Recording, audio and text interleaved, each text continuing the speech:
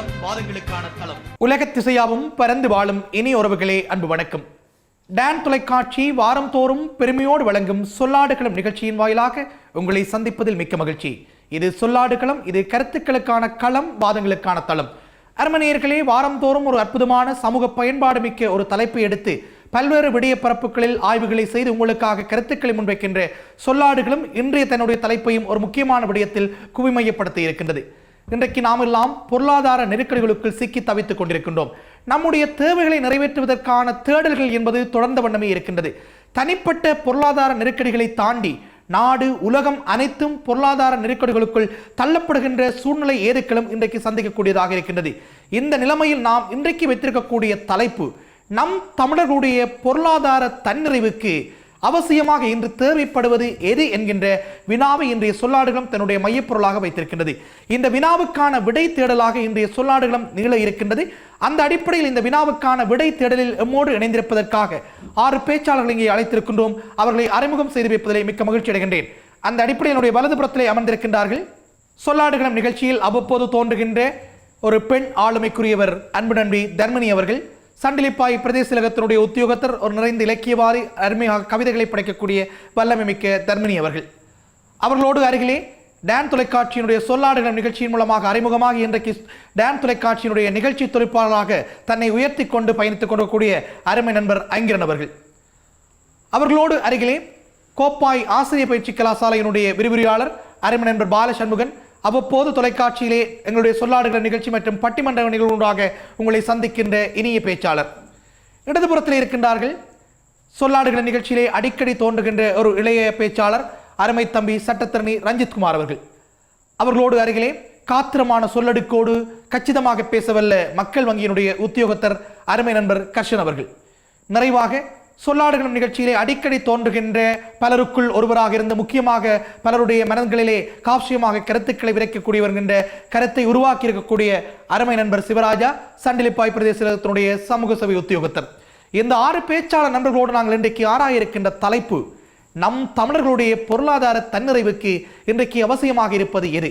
இந்த தலைப்பு சற்று கடினமாக இருந்தாலும் நாங்கள் இன்றைக்கு பேச போகின்ற விடயங்கள், நிகழ்ச்சியை பார்த்து கொண்டிருக்கக்கூடிய ஒவ்வொருவரும் அவர்களுடைய சொந்த விடயங்களை பேசுவது போன்ற உணர்வுகள் எழலாம். நாங்கள் ஒவ்வொருவரும் நாளாந்த நம்முடைய அடிப்படை தேவைகளை பூர்த்தி செய்வதிலிருந்து நம்முடைய வாழ்நாள் கனவுகளை எய்தப்படுகின்ற வரைக்கும் நெருக்கடிக்குள் தவித்துக் கொண்டு பொருளாதார தேடல்களோடு ஓடி ஓடி உழைத்துக் கொண்டிருக்கக்கூடிய இந்த சூழ்நிலையிலே நமக்குள் நாமே போதும் என்று எதிர்பார்க்கின்ற அந்த பொருளாதார தன்னிறைவை அடைந்து கொள்வதற்கு இன்றைக்கு எது அவசியமாக இருக்கிறது என்கின்ற மிக பெருமதி வாய்ந்த இந்த கேள்வியோடு நாங்கள் இன்றைக்கு இந்த சொல்லாடுகளத்தை ஆரம்பிக்கின்றோம். இதை ஆரம்பித்து வைப்பதற்காக அருமை நண்பர் பாலசண்முகன் அழைக்கிறோம். வணக்கம் பாலசண்முகன், உங்களுடைய பார்வையிலே பொருளாதாரம் என்பது எது? அதற்கு ஒரு வரவிலக்கணம் இருக்கலாம். உங்களுடைய பார்வையில் இலக்கிய ரீதியாக, சமூகவியல் ரீதியாக, அறிவியல் ரீதியாக நீங்கள் அதை பார்க்கலாம். அதே நேரத்திலே ஒரு விடயத்தை சொல்ல வேண்டும். இன்றைக்கு நம்ம மக்களுடைய பொருளாதார மட்டம் எப்படி இருக்கிறது, எப்படி நகர்ந்து கொண்டிருக்கிறது? பேசலாம், பேசுங்கள். டான் டிவி நேயர்களுக்கு அன்பான வணக்கம். காலத்தின் தேவை கருதிய அற்புதமான ஒரு தலைப்பு இன்றைக்கு கருத்துக்களோடு உங்களை சந்திக்கிறது. அந்த வகையில் பொருளாதாரம், பொருள் ஈட்டம், பொருள் என்பது பற்றி ஒரு கருத்தை சொல்லுமாறு இணைப்பாளர் கேட்டிருந்தார். தீவினை விட்டு ஈட்டல் பொருள் என்பது ஔவையாருடைய வார்த்தை. எங்களுக்கு நல்ல வழியிலே சம்பாத்தியம் கிடைக்கிற பொழுது அந்த பொருள்தான் அறவழியில் தேடப்படுகிற பொருளாக இருக்கும். அந்த பொருளை என்ன பாடுபட்டாவது தேட வேண்டும் என்பது ஔவையாருடைய கருத்து. திரைகடல் ஓடியும் திரவியம் தேடு என்பது அவருடைய வார்த்தை. அதே போல திருக்குறளில் வள்ளுவரும் பொருளில்லார்க்கு இவ்வுலகம் இல்லை என்றார். இந்த உலகத்தில் உடுக்க, உண்ண, ஒரு உறையுளில் வசிக்க பொருளாதாரம் இன்றியமையாதது. ஆனால் அதே பொருளாதாரம் நீங்கள் குறிப்பிட்டது போல இன்றைக்கு எம் உறவுகளுக்கு ஒரு திண்டாட்டமாக மாறியிருக்கிறது என்பதை முக்கியமாக முதலாவது கருத்தாக இந்த இடத்தில் பதிவு செய்கிறேன். திரைகடலோடியின் திரவியம் தேடு என்று சொன்னதை வைத்துக்கொண்டு யோசிக்கிற பொழுது வீட்டிலே இருக்க பணம் வருவதென்பது வாய்ப்பு இல்லை. மந்திரத்தாலே மாங்காய் விழுத்த முடியாது. உடல் உழைப்பு வேண்டும், மூளை உழைப்பு வேண்டும், தியாகம் வேண்டும், அர்ப்பணிப்பு வேண்டும். வியர்வை இல்லாமல் வருமானம் இல்லை. ஆனால் எல்லாவற்றையும் கடந்து நாங்கள் பொருள் பெற்றுக்கொள்வது, பொருள் ஈட்டுவது என்பதே வாழ்வதற்காக, அந்த வாழ்க்கையை தொலைத்து பொருளாதாரத்துக்காக மனிதன் படுகிற அவலத்தை பார்க்கிற பொழுது ஒரு திண்டாட்டம். அதுதான் முதலாவது கருத்தாக இந்த மன்றிலே பதிவு செய்ய விரும்புகிறேன். முக்கியமாக இந்த காலத்தில் எம் உறவுகள் பொருள் எப்படி ஈட்டப்படுகிறது என்பதை பற்றி கவலைப்படுவதில்லை. கோடி கோடியாக சம்பாதித்து விட்டால் காலை நீட்டிக் கொண்டிருக்கலாம் என்கிற குறுக்கு வழியிலான யோசனை தான் இருக்கிறது. அதில் ஒன்று போதை வஸ்து கடத்துதல் அல்லது களவு அல்லது கொள்ளை, இது ஒரு பக்கம். இரண்டாவது பேராசைப்படுவது. விரலுக்கு தக்க வீக்கம், குருவிக்கு தக்க ராமேஸ்வரம். விரலுக்கு தக்க வீக்கம் என்பதை மறந்து மற்றவர்களை பார்த்து அவர்களைப் போல நாங்களும் வாழ வேண்டும் என்று பேராசைப்படுகிற காரணத்தினாலே வருமானத்தினுடைய அளவுகோல் மாறுகிறது. பாலசம், அந்த விரலுக்கேத்த வீக்கம் கேள்விப்பட்டிருக்கிறோம், இந்த குருவிக்கேத்த ராமேஸ்வரம் புரியவில்லையே. சில வேளைகளில் சில குருவி, கோழியை எடுத்துக்கொள்ளுங்கள், அவ்வளவாக பறக்க முடியாது. தான் இருக்கிற சூழலிலே தான் ராமேஸ்வரத்தை கண்டுகொள்ள முடியும். ஆனால் கண்டம் விட்டு கண்டம் வாழக்கூடிய பறவைகளை பொறுத்த வரைக்கும் எந்த ஊரில் ராமேஸ்வரம் இருந்தாலும் அந்த பறவையாலே அந்த ராமேஸ்வரத்தை கண்டுகொள்ள முடியும். எங்களுக்கு எவ்வளவு வருமானம் இருக்கிறதோ அதை பொறுத்து செலவு. இன்றைக்கு வருமானத்தை பற்றி யாரும் கண்டுகொள்வதில்லை, கவலைப்படுவதில்லை. பொருளாதாரம் விருந்தகைகளோடு போகிறது. அப்படி வருமானம் போதவில்லை என்றால் உடனடியாக கடன், ஒரு துர்ப்பாக்கிய நிலை. இன்றைக்கு வங்கிகள் எல்லாம் கடன்களுக்கு போடுகிற விளம்பரம், கவர்ச்சிகரமான வட்டி வீதம், 24 கேரட் தங்கத்துக்கு இவ்வளவு அடைவு பணம் என்று கவர்ச்சியாக விளம்பரத்தை போடுகிற பொழுது அதிலே மக்கள் தங்களை பறிகொடுக்கிறார்கள். இன்னொன்று, இந்த தவணை கொடுப்பனவு முறை, லீசிங்.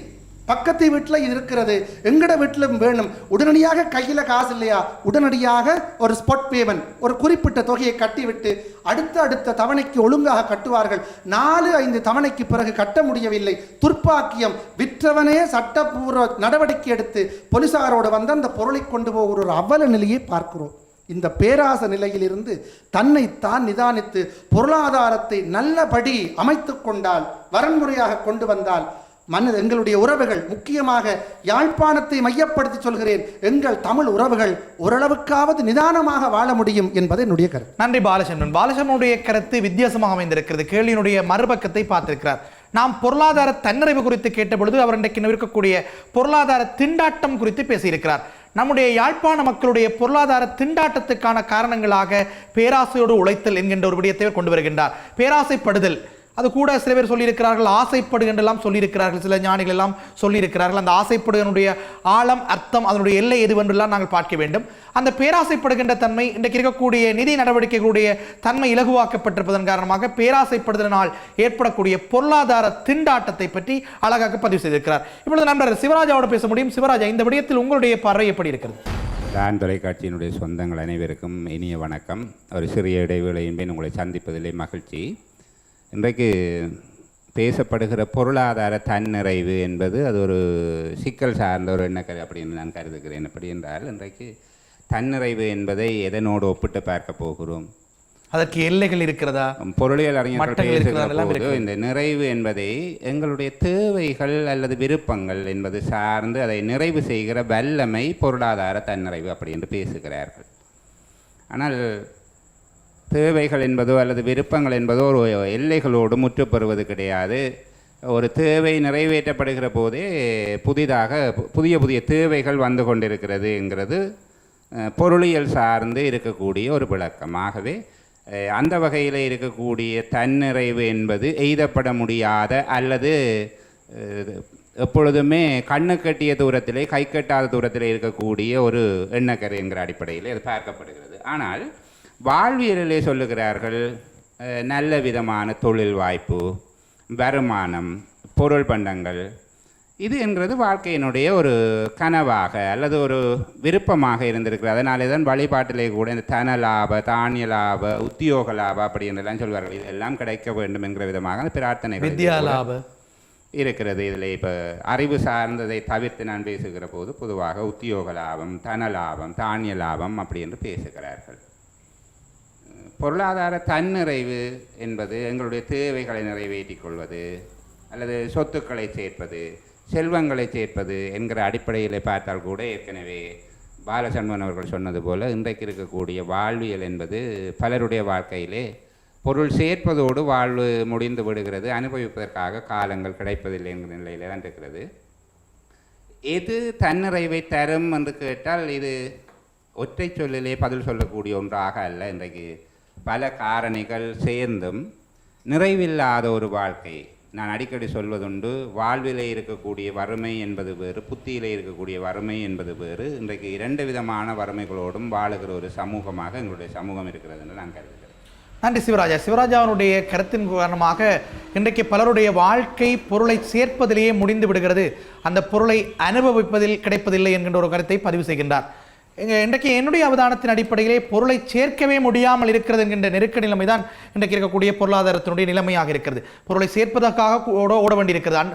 அடிப்படை தேவைகளுக்கான செலவினங்கள் கூட அதிகரித்திருக்கக்கூடிய ஒரு சூழ்நிலை சிக்கல்களுக்கு நாங்கள் இருப்பதாக நாங்கள் உணர்கிறோம். இப்பொழுது அங்கிரனோடு பேசி பார்க்கலாம். அங்கிரன் தன்னுடைய அனுபவங்கள் ரீதியாக இந்த பொருளாதார நெருக்கடியை எப்படி அணுகலாம் பேசுங்கள். தொலைக்காட்சி நேயர்களுக்கு இனிய வணக்கம். நல்லதொரு விடயத்தை எடுத்து இன்றைய சொல்லாடுகளம் ஆராய்ந்து கொண்டிருக்கிறது.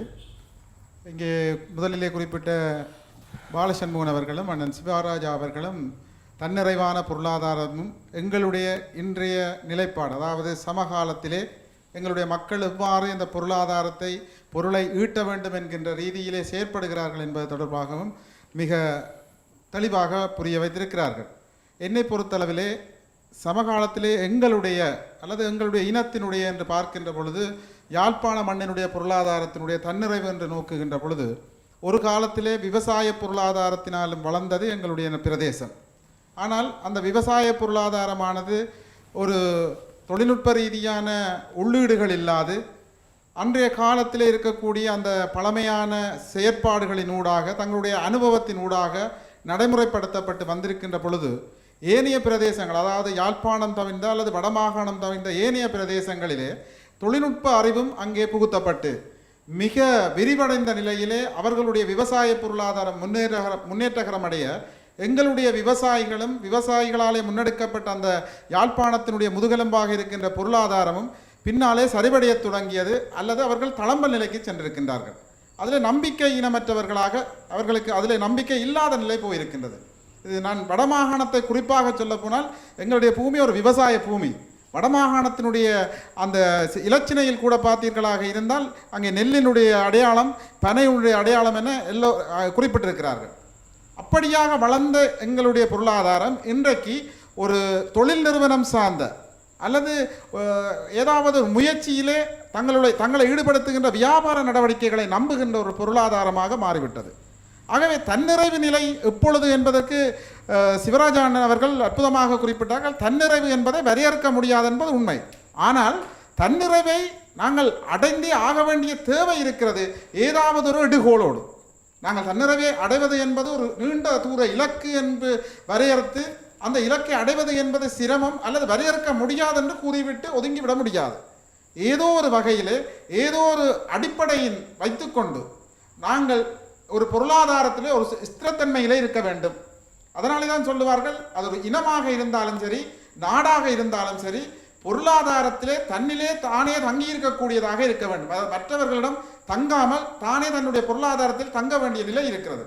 ஆனால் இன்றைக்கு நாங்கள் மற்றவர்களிடம் தங்கி வாழுகின்ற நிலையில் இருக்கின்றோம். அதாவது எங்களுடைய பிரதேசத்தினுடைய பொருளாதாரத்துக்கு அப்பால் மற்றவர்களுடைய கையை ஏந்த வேண்டிய ஒரு கையேறு நிலையிலே இருக்கின்றதன் காரணத்தினாலே தன்னிறைவு நோக்கிய பொருளாதாரத்திற்காக நாங்கள் அனைவரும் சிந்திக்க வேண்டிய கட்டத்தில் இருக்கிறோம் என்பது என்னுடைய கருத்து. நன்றி ஐங்கரன். ஐங்கரனுடைய கருத்தின் பிரகாரம் தன்னிறைவு என்பது எய்தப்பட முடியாது என்கின்ற சிவராஜாவுடைய கருத்தை ஏற்றுக்கொண்டாலும் நாம் சில எடுகோள்களின் அடிப்படையில் நம்முடைய வாழ்க்கையினுடைய தன்னிறைவை தீர்மானித்துக் கொள்ள வேண்டும். அப்படியான தீர்மானங்களை எடுக்காவிட்டால் வாழ்நாள் முழுவதும் ஓடி ஓடி உழைத்துவிட்டு அதை அனுபவிக்க முடியாத நிலைமைக்குள் சென்று விடுவோம் என்பது மறக்க முடியாத உண்மை. எனவே நம்முடைய வாழ்க்கையில் எதை பொருளாதார தன்னிறைவு என்று கருதப்போகிறோம் என்கின்ற அந்த நிலைமையை பார்த்து கொண்டிருக்கிற போது இன்றைக்கு இருக்கக்கூடிய இந்த பொருளாதார நெருக்கடிக்கான மிக முக்கியமான காரணமாக அங்கே இங்கே அரங்குக்கு கொண்டு வருகின்ற பிரச்சனை நம்முடைய பண்பாட்டியல் சார்ந்ததாக அல்லது நம்முடைய மண்ணின் பூகோளவியல் அமைப்புக்கு ஏதுவான தொழில்துறைகளை தவிர்த்து கொண்டு புதிய தொழில்துறைகளுக்குள் நாம் நம்மை ஈடுபடுத்திக் கொள்ளுகின்ற ஒரு சிக்கல் நிலைமைதான் இன்றைக்கு இருக்கக்கூடிய பொருளாதார நெருக்கடியை தோற்றுவித்திருக்கிறது. யாழ்ப்பாணம் ஒரு விவசாய பூமி என்பதை தாண்டி இன்றைக்கு விவசாயம் மீதான கவன குவிமையம் சிதைவடைந்து குறைவடைந்து இன்றைக்கு வியாபாரம் மையப்பட்ட அல்லது கைத்தொழில் மையப்பட்ட சூழ்நிலைக்குள் நம்முடைய சமூகம் தள்ளப்பட்டிருக்கிறது. இதனால் தான் நம்முடைய பொருளாதாரத்தில் ஒரு நெருக்கடி நிலை அல்லது திண்டாட்டு நிலை உருவாகி இருப்பதாக ஒரு பதிவை அங்கே கொண்டு வருகிறார். என்னுடைய சமூக அவதானிப்புகளுடைய அடிப்படையில் இன்றைக்கு மீளவும் மெதுமெதுவாக இந்த விவசாய பண்பாடு சார்ந்த சிந்தனைகள் கைத்தொழில் சிந்தனைகளோடு சேர்ந்து ஒருமித்து குலைத்து ஒன்றாக பயணிப்பதாக நாங்கள் உணர்கிறோம். இன்றைக்கு அண்மை காலமாக இந்த பசுக்களை வளர்க்கின்ற தொழில்நுட்பங்களிலே பல பேர் ஈடுபடுவதற்கு முன் வந்து கொண்டிருக்கிறார்கள். இங்கே வங்கி உத்தியோகத்தர் கூட இருக்கிறார்கள். விவசாய கடன்கள் என்று 6% பசுக்கள் வளர்ப்பதற்கான விவசாய கடன்கள் கொடுக்கப்பட்டுக் கொண்டிருக்கிறது. அதை பலர் பெற்றுக் கொண்டிருக்கிறார்கள். பல நிறுவனங்கள் இன்றைக்கு மிக பெரிய அளவிலே பண்ணைகளை அமைப்பதற்கான முயற்சிகளை யாழ்ப்பாணத்தினுடைய பல பாகங்களிலும் செய்து கொண்டிருக்கிறார்கள். எனவே இந்த விவசாய பொருளாதாரத்தை இன்னொரு படிநிலையில் வைத்துக்கொண்டு நாங்கள் முன்னோறி கொண்டிருக்கிறோம் என்கின்ற ஒரு செய்தி இருந்தாலும் அறிஞருடைய கருத்து ஒரு தவிர்க்க முடியாத கருத்து. நாங்கள் தெல்லுகின்ற திசையாவும் இன்றைக்கு நிமிந்து நிற்கின்ற கட்டடங்களை பார்த்து இயங்குகின்றோம்.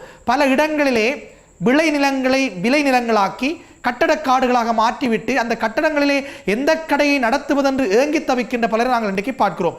பல கட்டடங்கள் கட்டப்பட்டு மிகவும் பெருமையாக காத்து கிடக்கிறது. எனவே நாங்கள் எங்களுடைய மண்ணிற்குரிய பண்பாட்டினுடைய அந்த பொருளாதார செல்நிலையிலிருந்து தவறிப்போனதுதான் நம்முடைய பொருளாதார திண்டாட்டத்துக்கு காரணம் என்று ஐங்கரன் பதிவு செய்திருக்கிறார். இங்கே ஏனையோருடைய கருத்துக்கள் எப்படி என்று பார்ப்பதற்கு முன்பதாக ஒரு சிறிய இடைவெளி எடுத்துக்கொண்டு மீளவும் சந்திப்போம்.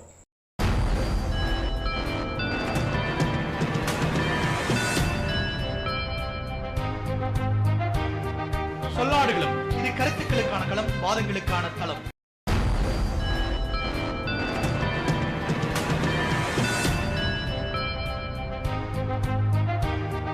சொல்லாடுகளும் இது கருத்துக்களுக்கான களம், வாதங்களுக்கான களம். மீண்டும் சந்திப்பதில் மிக்க மகிழ்ச்சி. இது டான் தொலைக்காட்சி பெருமையோடு வழங்கும் சொல்லாடுகளும் இது கருத்துக்களுக்கான களம், வாதங்களுக்கான தளம்.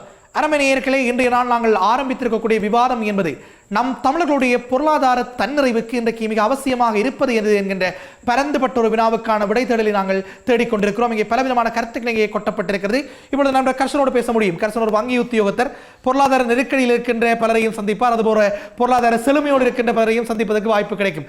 இங்கே பாலசன் ஒரு குற்றச்சாட்டை கூட முன்வைத்தார். வங்கிகள் அந்த அடைவுகளுக்கு கொடுக்கப்படுகின்ற அதீதமான விளம்பரங்கள், கடன்களுக்கு கொடுக்கப்படுகின்ற அதீதமான விளம்பரங்கள் வீணாக அந்த விலையிலே வீழ்த்துவதற்கான சூழ்ச்சிகளாக பாலசன் அதை சொல்லியிருக்கிறார். வங்கிகளுடைய சூழ்ச்சிகளாக ஒரு வங்கி உத்தியோகத்தராக இந்த தலைப்பை நீங்கள் எப்படி அணுகப் போகிறீர்கள்?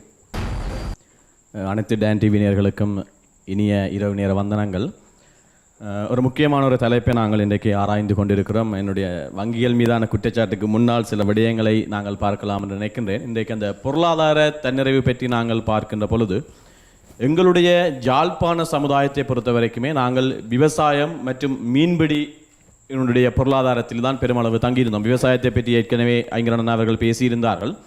அந்த விவசாயம் மீன்பிடி பொருளாதாரம் தான் 60% மேற்பட்ட சமூகம் சார்ந்த மக்கள் அந்த தொழிலிலே தான் ஈடுபட்டு தங்களுடைய குடும்ப பொருளாதாரத்தை கட்டி காத்து கொண்டிருந்தார்கள். ஆனால் இன்றைக்கு அது விரும்பியோ விரும்பாமலோ அந்த விவசாய நிலங்கள் பலவற்றிலே நாங்கள் விவசாயம் செய்ய இயலாதவர்களாக முடியாதவர்களாக நாங்கள் இன்றைக்கு தத்தளித்துக் கொண்டிருக்கின்றோம். மீன்பிடியிலே சில கடல் மயிலிட்டியை நாங்கள் சொல்வார்கள், மீன்பிடியினுடைய வளம் என்று சொல்லுவார்கள். அந்த இடத்திற்கு நாங்கள் இன்றைக்கு மீன்பிடிக்கு போக முடியவில்லை. சில இடங்களிலே இப்பொழுது அந்த இந்தியாவினுடைய அங்கிருந்து வந்த இயந்திர படகுகளூடாக அப்படியே வாரிக்கொண்டு முழு மீனையும் கொண்டு போய் விடுவதாக குற்றம் சாட்டி கொண்டிருக்கிறார்கள். உரிய முறையில் எந்த நடவடிக்கைகளையும் யாரும் எடுத்ததாக தெரியவில்லை. இப்படியாக என்னுடைய சமுதாயத்திலே பெரும்பான்மையாக இருக்கின்ற என்னுடைய சமுதாயத்தை சேர்ந்த விவசாய பெருமக்கள், மீன்பிடி வாழ் பெருமக்கள் இன்றைக்கு அந்த பொருளாதாரத்திலே தங்கியிராத ஒரு நிலை இருக்கின்ற பொழுது ஒட்டுமொத்த யாழ்ப்பாண சமூகமே பொருளாதார ரீதியான தன்னிறைவு இல்லாத ஒரு பின்தங்கிய சமுதாயமாக மாறுவதை தவிர்க்க முடியாதவர்களாக நாங்கள் இருக்கிறோம். ஆக முதல் இதில் ஏதாவது ஒரு உரிய நடவடிக்கையை மேற்கொள்ள வேண்டிய தேவை எங்களுக்கு இருக்கிறது. இன்னொன்று, நாங்கள் இந்த போரிலிருந்து மீண்டெழுந்து கொண்டிருக்கின்ற ஒரு சமூகமாக நாங்கள் இன்றைக்கு இருந்து கொண்டிருக்கிறோம். இந்த போரிலிருந்து எங்களுடைய ஜாழ்ப்பாண சமுதாயம் பொருளாதார ரீதியாக ஓரளவுக்கு என்னென்று மீண்டெழுந்தது என்று சொன்னால், ஒன்று சேமிப்பு என்னுடைய இனத்திற்கு கை கொடுத்தது.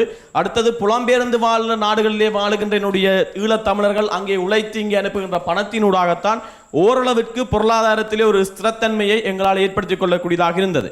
ஆனால் இன்றைக்கு போர் முடிந்த கால பகுதியிலே ஓரளவுக்கு பொருளாதார நல்ல நிலையில் இருந்த என்னுடைய சமுதாயம் இன்றைக்கு ஏன் கீழ் நோக்கி போய் கொண்டிருக்கிறது என்று பார்த்தால், ஒன்று சேமிப்பு இன்மை. இப்பொழுது இந்த குற்றச்சாட்டுகள் சேமிப்பை விட்டு கடனுக்குள்ளே எங்களுடைய மக்கள் இன்றைக்கு வந்து கொண்டிருக்கிறார். வங்கி உத்தியோகத்தனாக அறிந்த விடயம், ஒரு சுய தொழிலுக்காக ஒரு முயற்சிக்காக கடன் வேண்டுவதை விட ஒரு வருமானம் இல்லாதவர்கள் கூட ஒரு நுகர்வு தேவைக்காக ஒரு கன்சம்ஷன் பர்பஸுக்கு கடன் வாங்குவதற்கு விருப்பப்படுகிறார்கள். ஒரு சுயதொழிலுக்கு கடனை பெறுகின்ற பொழுது அது அவர்களுடைய வருமானத்தை உயர்த்துகிறது, பொருளாதாரத்தில் ஒரு நல்ல நிலைமையை கொடுக்கிறது.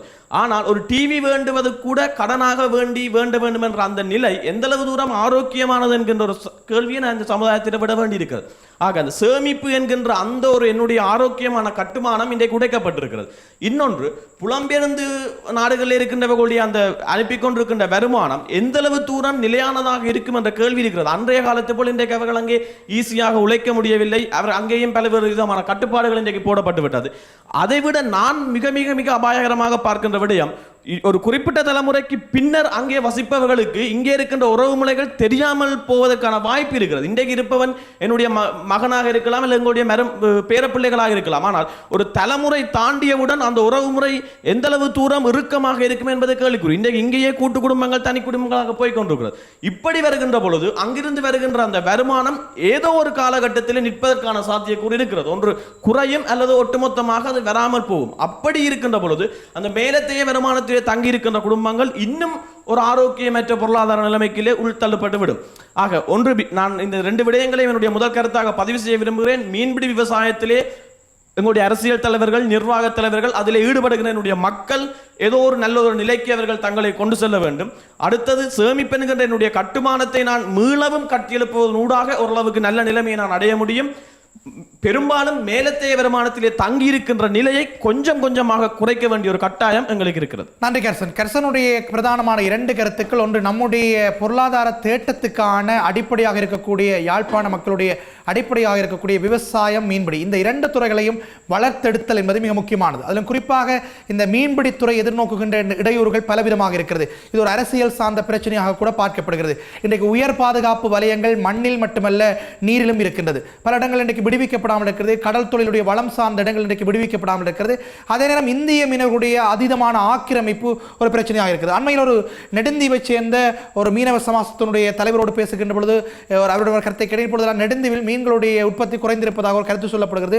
உண்மையா அல்லது நெடுந்தீவில் வாழ்கின்ற மக்களுக்கு கூட மீன் கிடைப்பதில்லை, காரணம் கடலில் வைத்து விற்றுவிடுகிறார்கள் என்று குற்றச்சாட்டு முன்வைக்கிறார்கள், உண்மையா என்று கேட்டபொழுது அவர் அருமையாக ஒரு கருத்தை சொன்னார்.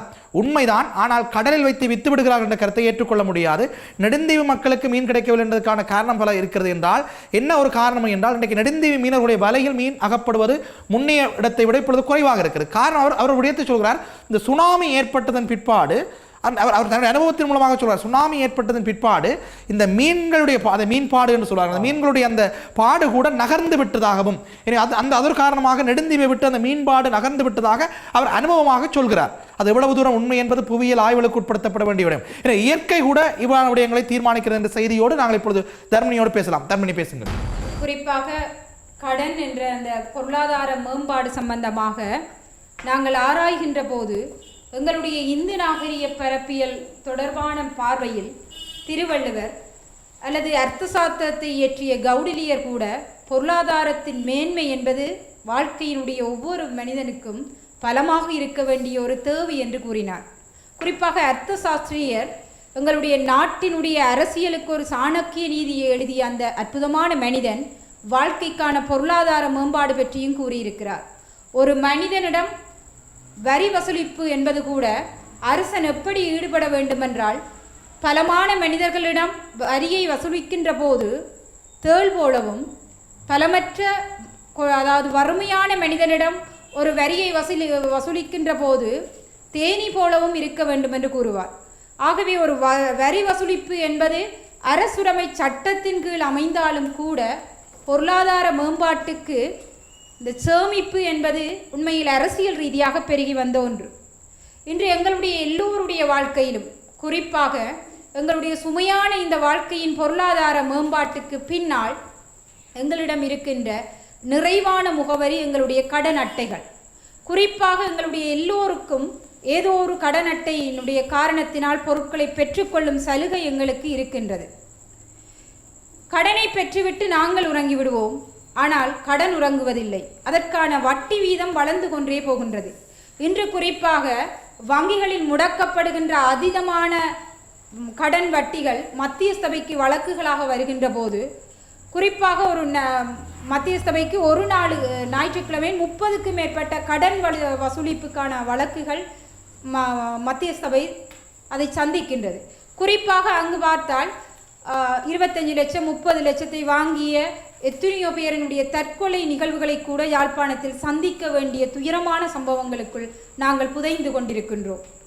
சர்வேஸ்வரன் நான் சொன்னது போன்று சுனாமிக்கு பிற்பாடு, சுனாமி ஏற்பட்ட அந்த கால சூழ்நிலையில் கொட்டடி, பருத்தித்துறை அப்படியான கிராமத்தில் பணியாற்றுகின்ற போது அந்த மீனவ சமுதாயத்தில் பெரும்பான்மையான நிதி வளம் ஒரு நாளுக்கு ஈட்டப்பட்ட போதும் கூட அந்த சேமிப்பின்மையின் காரணத்தினால் மாற்றுவதற்கு ஓர் உடுப்பு கூட இல்லாமல் அவர்கள் வீதியில் நின்ற அந்த அவல சம்பவம் இன்றும் துயரமாக எங்களுக்குள் முன் பதிந்திருக்கிறது. குறிப்பாக அந்த சுனாமி வந்த பிற்பாடு அங்கு வேலை செய்த தனியார் தொண்டு நிறுவனங்கள் அனைத்துமே இந்த சேமிப்பினுடைய தேவையை அவர்களுக்கு சொல்லிக் கொடுத்தன. இன்று அவர்களுக்கு வங்கிகளில் அதிகப்படியான ஒரு சேமிப்பு திறன் இருக்கின்றது. குறிப்பாக எங்களுடைய எல்லோருடைய சம்பள நாளும் எங்களுடைய வாழ்க்கையில் எதிர்பார்ப்புக்குரியவை. என்னுடைய சம்பள நாளில் பளபளக்கும் நோட்டுகளில் எண்ணி வாங்குகின்ற ஒவ்வொரு தருணங்களிலும் என் முகத்தை தவிர எவரவர் முகமோ தெரிகிறது என்று சொன்ன அற்புதமான அந்த கவிதை வரிகள் ஞாபகம் ஊட்ட வேண்டியவை. என்னுடைய சம்பள நாளுக்கு முன்னரே கடனுக்கான அந்த அட்டவணை ஒரு நேர அட்டவணையாக பதிந்து விடுகிறது. என்னுடைய சம்பளம் வருகின்ற போது அந்த கடன் பிரித்தலுக்கான தேவைப்பாடுகள் அங்கு நிறைவேற்றப்படுகிறது. இன்று நான் ஒரு பெண்ணாக இருந்தாலும் கூட எங்களுடைய பொருளாதாரத்தில் இன்று ஆண் பெண் இருவருமே உழைத்து வாழ்கின்ற சூழ்நிலையில் இந்த கடன் சுமையோடு நாங்கள் வாழ வேண்டிய தேவை என்ன என்ற ஒரு காரணம் எங்களுக்குள் இருக்கிறது. அன்று ஒரு கூட்டு குடும்ப வாழ்க்கையில் ஆண் மட்டுமே பொருளாதார வளத்தின் மேம்பாட்டுக்குரியவனாக இருந்த அந்த கால சூழ்நிலையில் சுமையற்ற சுகமான வாழ்க்கையை வாழ முடிந்த எங்களுடைய சமுதாயத்தில் ஆணும் பெண்ணும் ஆளப்பறக்கின்ற இந்த சமுதாய வரலாற்றிலே ஒரு சுகமான வாழ்க்கையை எங்களால் வாழ முடியாமல் போனதற்கு எங்களுடைய ஆசைகள் காரணமாக இருக்கிறது. வாஷிங் மிஷின் வேணும், கிரைண்டர் வேணும். எங்களுடைய மிஷனாரியான வாழ்க்கைக்கு பதிலாக நாங்கள் கடன்களை முதலீடு செய்து கொள்கின்றோம். குறிப்பாக ஒரு நகைச்சுவையாக இருந்தாலும் கூட ஒரு லீசிங்கில் ஓட்டோவை எடுத்துக்கொண்ட ஒரு நபர் ஃபோன் பண்ணி லீசிங்காரன் கேட்டார், எங்கே நிற்கிறீங்கள், காசு கட்டையில் ஓட்டோவை கொண்டு போகிறேன்னு. லீசிங்கார்ட்ட கடனை பெற்றுக்கொண்ட நபர் சொன்னார், இப்படி என்றால் திருமணத்தையே நான் லீசிங்கில் செய்திருப்பேன்.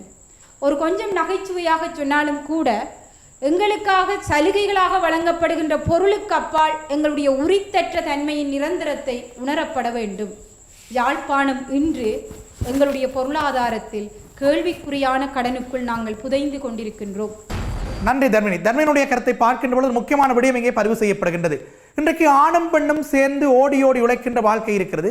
ஒரு காலத்தில் நம்முடைய சமூகத்திலே ஆண் மட்டுமே பொருளாதாரத்தை ஈட்டுகின்ற நிலைமையில் இருந்தார்கள். அன்றைக்கு வாழ்ந்த குடும்ப மகிழ்ச்சி என்பது இன்றைக்கு ஆணும் பெண்ணும் பொருளாதாரத்தை ஈட்டியும் மகிழ்ச்சி கிடைக்கவில்லை என்றால் ஒரு முடிவுக்கு வரலாம், மகிழ்ச்சி என்பது பொருளாதாரத்தில் இல்லை என்கின்ற ஒரு முடிவுக்கு வரலாம். அப்படியானால் வேறு ஏதோ ஒரு காரணம் மகிழ்ச்சியை தீர்மானித்திருக்கிறது, நாம் அதை தேட வேண்டும். நிறைவாக சொன்னது போல சேமிப்பு என்பது குறைந்ததை ஒரு காரணமாக எடுத்துக்கொண்டு நாங்கள் பேச முடியும். ஆனால் இப்போ நாங்கள் நண்பர் ரஞ்சித்குமாரோடு பேச முடியும். இங்கே பல விடயங்கள் இங்கே ஆராயப்பட்டிருக்கிறது. ஒரு சட்டத்தனை இங்கே நிறைவாக பேசுகிற பொழுது தர்மினி சொன்னார், இந்த இணக்க சபைகள், நீதிமன்றங்களுக்கு முன்பாக இருக்கக்கூடிய இந்த இணக்க சபைகளிலே பல விடயங்கள் வருகிறது, குறிப்பாக கடன் வழக்குகள் கூட வருகிறது என்று. ஒரு சட்டத்திறனையுடைய அனுபவத்தோடு இந்த பொருளாதார விடயங்கள் இன்றைக்கு எப்படி இருக்கிறது பேசலாம்.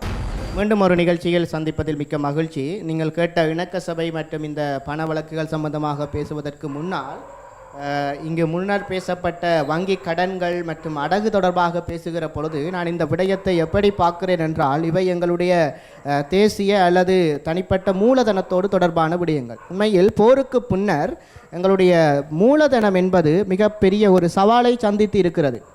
அப்போது இந்த மூலதனத்தை திரட்டுவதற்கு பலரும் பல்வேறு வழிகளில் வழிவகைகளை நாடுகிறார்கள். அவ்வாறு நாடுகிற பொழுதுதான் இந்த வங்கி கடன்கள் மூலம் சில நேரத்தில் அந்த மூலதனத்தை திரட்டி கொள்ள பார்க்கிறார்கள். அல்லது புலம்பெயர்ந்த உறவுகளிலிருந்து அவர்களுக்கு கிடைக்கக்கூடிய இந்த பண உதவி அல்லது தங்களிடத்தில் இருக்கக்கூடிய நிலையான சொத்துக்கள் அல்லது அசையா சொத்துக்களை அவர்கள் அசையும் சொத்துக்களாக மாற்றுகிற பொழுது, உதாரணமாக அதுக்காகத்தான் அவர்கள் பணத்தை அடகு வைப்பது கூட ஒரு அசையா சொத்தினை அசையும் சொத்தாக மாற்றுகிற ஒரு செயற்பாடு. எனவே அல்லது நிலத்தை விற்பதன் மூலம் இப்படி அசையா சொத்துக்களை பணமாக மாற்றுவதன் மூலம் அவர்கள் மூலதனத்தை திரட்டுவதற்கு முற்படுகிறார்கள். அல்லது இதே போலதான் இந்த குத்தகையில் அல்லது லீசிங் வசதிகள் கூட ஒரு வகையான மூலதனம். ஆனால் இங்கே கேள்வி என்னவென்றால், எதற்காக இந்த மூலதனம் திரட்டப்படுகிறது? ஒன்று. இரண்டாவது, சக்திக்கு உட்பட்ட வகையில் இந்த மூலதனம் திரட்டப்படுகிறதா? அல்லது இன்னும் ஒரு மூன்றாவது, இந்த மூலதனத்துக்கு ஏற்றவாறான சந்தைப்படுத்தல்களுக்கான ஆய்வுகள் மேற்கொள்ளப்படுகிறதா? அல்லது ஒரு அவசரமான ஒரு போக்கிலே இந்த மூலதனத்தை திரட்டி அதனை முதலிட்டு பின்னர் அது அழிந்து போகிறதா என்கிற கேள்விகள் எழுகிறது. எனவே இன்னொன்றை சொல்வேன், இந்த யுத்தத்திற்கு முன்னர் மக்களிடத்தில் இருந்த பல சேமிப்புகள் யுத்தம் காரணமாக அவர்களுடைய கையிலிருந்து விட்டு சென்றிருக்கிறது. குறிப்பாக வன்னி பகுதிகளில் நான் இதனை சுட்டி காட்டலாம். அப்போ இந்த விட்டு சென்ற இந்த மூலதனங்களை, சேமிப்புகளை அவர்கள் திரட்டுவதற்காக அல்லது மீள அந்த இடத்தினை பெற்றுக்கொள்வதற்காக தங்களுடைய சக்திக்கு அப்பால் சென்று சில வேளைகளில் வங்கிக் கடன்களை பெறுகிறார்கள். நீங்கள் சொன்னதைப் போல லீசிங் வசதிகளை பெறுகிறார்கள். ஆனால் ஏன் இந்த யுத்தத்துக்கு பின்னர் வங்கிக் கடன்கள் பெறுவதில் அதிக நாட்டம் ஏற்படுகிறது என்றால், என்னுடைய அவதானத்தின்படி இந்த ஒரு மூலதனத்துக்கான வெற்றிடத்தை நிரப்புவதற்கான ஒரு வாய்ப்பாக அதனை பார்க்கிறார்கள். ஆனால் இந்த மூலதனம் பயன்படுத்தப்படுகிறதா என்பது குறித்து நாம் தொடர்ந்து பேச வேண்டும் என்று நினைக்கிறேன். நன்றி ரஞ்சித். ரஞ்சித்தினுடைய கருத்தினுடைய பிரகாரம் பார்க்கிற பொழுது இழந்த மூலதனத்தை மீள பெற்றுக் கொள்வதற்கான இலகுவான பல வழிகள் நம்முடைய சமூகத்தில் அறிமுகப்படுத்தப்படுகின்ற பொழுது எல்லோருமே ஏதோ ஒரு எதிர்பார்ப்போடு தம்முடைய மூலதனத்தை முதலிடுவதற்கான ஒரு வழியாக அந்த இலகுவான வாய்ப்புகளை பெற்றுக்கொள்கிறார்கள். ஆனால் அதில் பலர் சிக்கி தவித்துக் கொள்கிறார் என்ற கருத்தை பதிவு செய்திருக்கிறார். ஒரு சிறிய இடைவெளிக்கு பிறகு இந்த விடயங்கள் தொடர்பாக நீள பேசலாம்.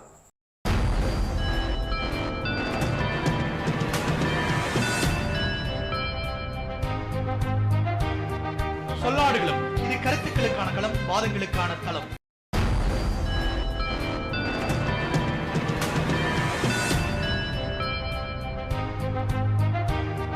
சொல்லாடுகளும் இது கருத்துக்களுக்கான களம், வாதங்களுக்கான களம். மீண்டும் சந்திப்பதில் மிக்க மகிழ்ச்சி. இது ரேன் தொலைக்காட்சி பெருமையோடு வழங்கும் சொல்லாடுகளும் இது கருத்துக்களுக்கான களம், வாதங்களுக்கான தளம். அருமையர்களே, இன்றைய தலைப்பில் பல்வேறு விதமான விடயங்கள் பேசப்பட்டிருக்கிறது. நிறைவாக பேசுகின்ற பொழுது ரஞ்சித் ஒரு விடயத்தை சொன்னார். இந்த வன்னி பெருநிலப்பரப்பில் வாழ்ந்து கொண்டிருக்கக்கூடிய மக்களுடைய பொருளாதார இன்றைய நெருக்கடி நிலைமையை பற்றி பேசியிருந்தார். நான் ஒரு வாழ்வியல் அனுபவத்தை, என்னுடைய தரிசிப்பை சொல்கின்றேன். ஒரு காலத்தில் வன்னியிலே அங்கே இருக்கின்ற பொழுது வன்னி பெருநிலப்பரப்பிலே இருக்கின்ற அநேக மாணவர்கள் விவசாயத்தை தங்களுடைய தொழிலாக கொண்டிருந்தவர்கள். அந்த நாடுகளில் அந்த பிரதேசங்களிலே ஒரு விவசாயிடம் ஒரு உழவு இயந்திரம் இருக்குமாக இருந்தால் அவர் மிகப்பெரிய ஒரு விவசாயியாக இருப்பார். நிறைந்த ஏக்கரிலே நிறைந்த மாடுகளை வைத்து பண்ணையாளராக, பெரிய பண்ணையாளராக இருப்பார். ஆனால் இந்த போருக்கு பின்னான காலப்பகுதியிலே அநேகமானவரிடம் உழவு இயந்திரங்கள் இருக்கிறது. போருக்கு முன்னர் ஒரு உழவு இயந்திரத்தை வாங்குவதற்கான நெருக்கடியை சந்தித்த பலர் வங்கிகள் மூலமாக கொடுக்கப்பட்ட இந்த வடக்கின் வசந்தம் 3 லட்சம் ரூபாய் அந்த இலகு தவணை கொடுப்பர் அந்த இலகு கடனை பெற்றுக் கொண்டு போய் இந்த லீசிங் கம்பெனியிலே 3 லட்சத்தை கொடுத்து விட்டால் அவர்கள் 15-16 லட்சம் பெறுமதியான உளவு இயந்திரத்தை கொடுத்து விடுகிறார்கள். எல்லோருடைய வீடுகளும் உளவு இயந்திரம். இப்போ எல்லோருமே முதலாளிகளாகி விட்ட பொழுது யார் தொழிலாளியாக அந்த உளவு இயந்திரத்துக்கு வேலை கொடுப்பது என்கின்ற நெருக்கடி நிலைமை வந்தது. இதுதான் வன்னியினுடைய இருக்கக்கூடிய என்னுடைய பொருளாதார தரிசிப்பாக இருக்கிறது. அதைத்தான் ரஞ்சித் பதிவு செய்து கொண்டார். சிவராஜோடு தொடர்ந்து பேசலாம். பேசுங்கள். இன்றைக்கு நான் நினைக்கிறேன் 2 விதமான எண்ணக்கருக்களை நாங்கள் ஒன்றாக சேர்த்து சிந்தித்து கொண்டிருக்கிறோம் போல இருக்கிறது. ஒன்று பொருளாதார நிறைவு என்பது. அது நான் ஏற்கனவே சொன்னது போல ஒரு மனிதனுடைய தேவைகளை நிறைவு செய்கிற சக்தி, அல்லது பொருளியல் வார்த்தைகளிலே சொல்லுவதானால் கொள்வனவு சக்தி அப்படி என்று சொல்லுவார்கள். இது அவ்வளவு சிறப்பாக இல்லை என்பதுதான் என்னுடைய முதல் கருத்தாக இருந்தது. எப்படி என்றால், இன்றைக்கு தேவைகள் என்பது பல செயற்கை தேவைகள் வந்திருக்கிறது. அனாவசியமான பலவற்றை அவசியமானவைகளாக நாங்கள் கருதி கொண்டிருக்கிறோம். அதுதான் ஏற்கனவே நண்பர்கள் பேசி இருக்கக்கூடிய லீசிங் முறை, தவணை முறை கொடுப்பனவிலே நாங்கள் பொருட்களை வாங்குகிற சிக்கல். ஆகவே தேவைகள் பெருகுகிற போது அதை கொள்வனவு செய்கிற ஆற்றல் அல்லது எங்களுடைய வளம் என்கிறது சுருங்கி கொண்டு அல்லது மாறாமல் இருக்கிற நிலைமைகளிலே கொள்வனவு சக்தி குறைகிறது. அதனாலே பொருளாதார நிறைவு என்பது கை கட்டாத தொலைவிலே இருக்கிறது என்கிறது என்னுடைய அர்த்தமாக இருந்தது. பொருளாதார தன்னிறைவு என்பது ஒரு பரந்த எண்ணக்கரு. அதை நாங்கள் விரிவாக பார்க்க வேண்டும். இன்னும் ஒரு சமூகத்திலே அல்லது இன்னும் ஒரு ஏதாவது ஒரு புவியியல் அழகு சார்ந்து அப்படி தங்கி வாழாத எங்களுடைய தேவைகளை நாங்களே நிறைவு செய்து கொள்ளுகிற ஒரு பொருளாதாரம், ஒரு வாழ்வியல் சார்ந்தது தான் தன்னிறைவு என்கிற எண்ணக்கரு. இது நான் நினைக்கிறேன் தமிழர்களுடைய சமூகத்திலே, குறிப்பாக யாழ்ப்பாண தமிழர்களுடைய சமூகத்திலே பெரும்பாலும் இருந்ததில்லை என்கிறது என்னுடைய அவதானிப்பு அல்லது எனக்கு தெரிந்த பொருளாதாரம் சார்ந்த அறிவு. ஏனென்றால் நாங்கள் ஏற்கனவே சிறப்பாக பேசியிருக்கக்கூடிய யாழ்ப்பாணத்தினுடைய விளைபொருட்களாக இருந்த விவசாய விளைபொருட்களாக இருந்தாலும் சரி, மீன்பிடி விளைபொருட்களாக இருந்தாலும் சரி, அவை தென்னிலங்கை சந்தையை எதிர்பார்த்து தான் ஒரு காலத்திலே விளைவிக்கப்பட்டிருந்தது. ஆக சந்தை வாய்ப்புக்காக, அதை விற்பதற்காக நாங்கள் இன்னொரு சமூகத்திலே தங்கி வாழுகிறவர்களாக இருந்தோம். இன்னும் ஒரு செய்தி இருக்கிறது. யாழ்ப்பாணத்தினுடைய பொருளாதாரத்தை மணி ஆர்டர் பொருளாதாரம் என்று வர்ணித்த ஒரு காலம் இருக்கிறது. இங்கே இருக்கக்கூடிய பலர், அது அரசாங்க உத்தியோகத்தர்களாக இருக்க வேண்டும் என்று இல்லை, இங்கே இருக்கக்கூடிய வர்த்தகர்கள் கூட பலர் தென்னிலங்கையிலே தான் தங்களுடைய வியாபார நிறுவனங்களை நிறுவியிருந்தார்கள்.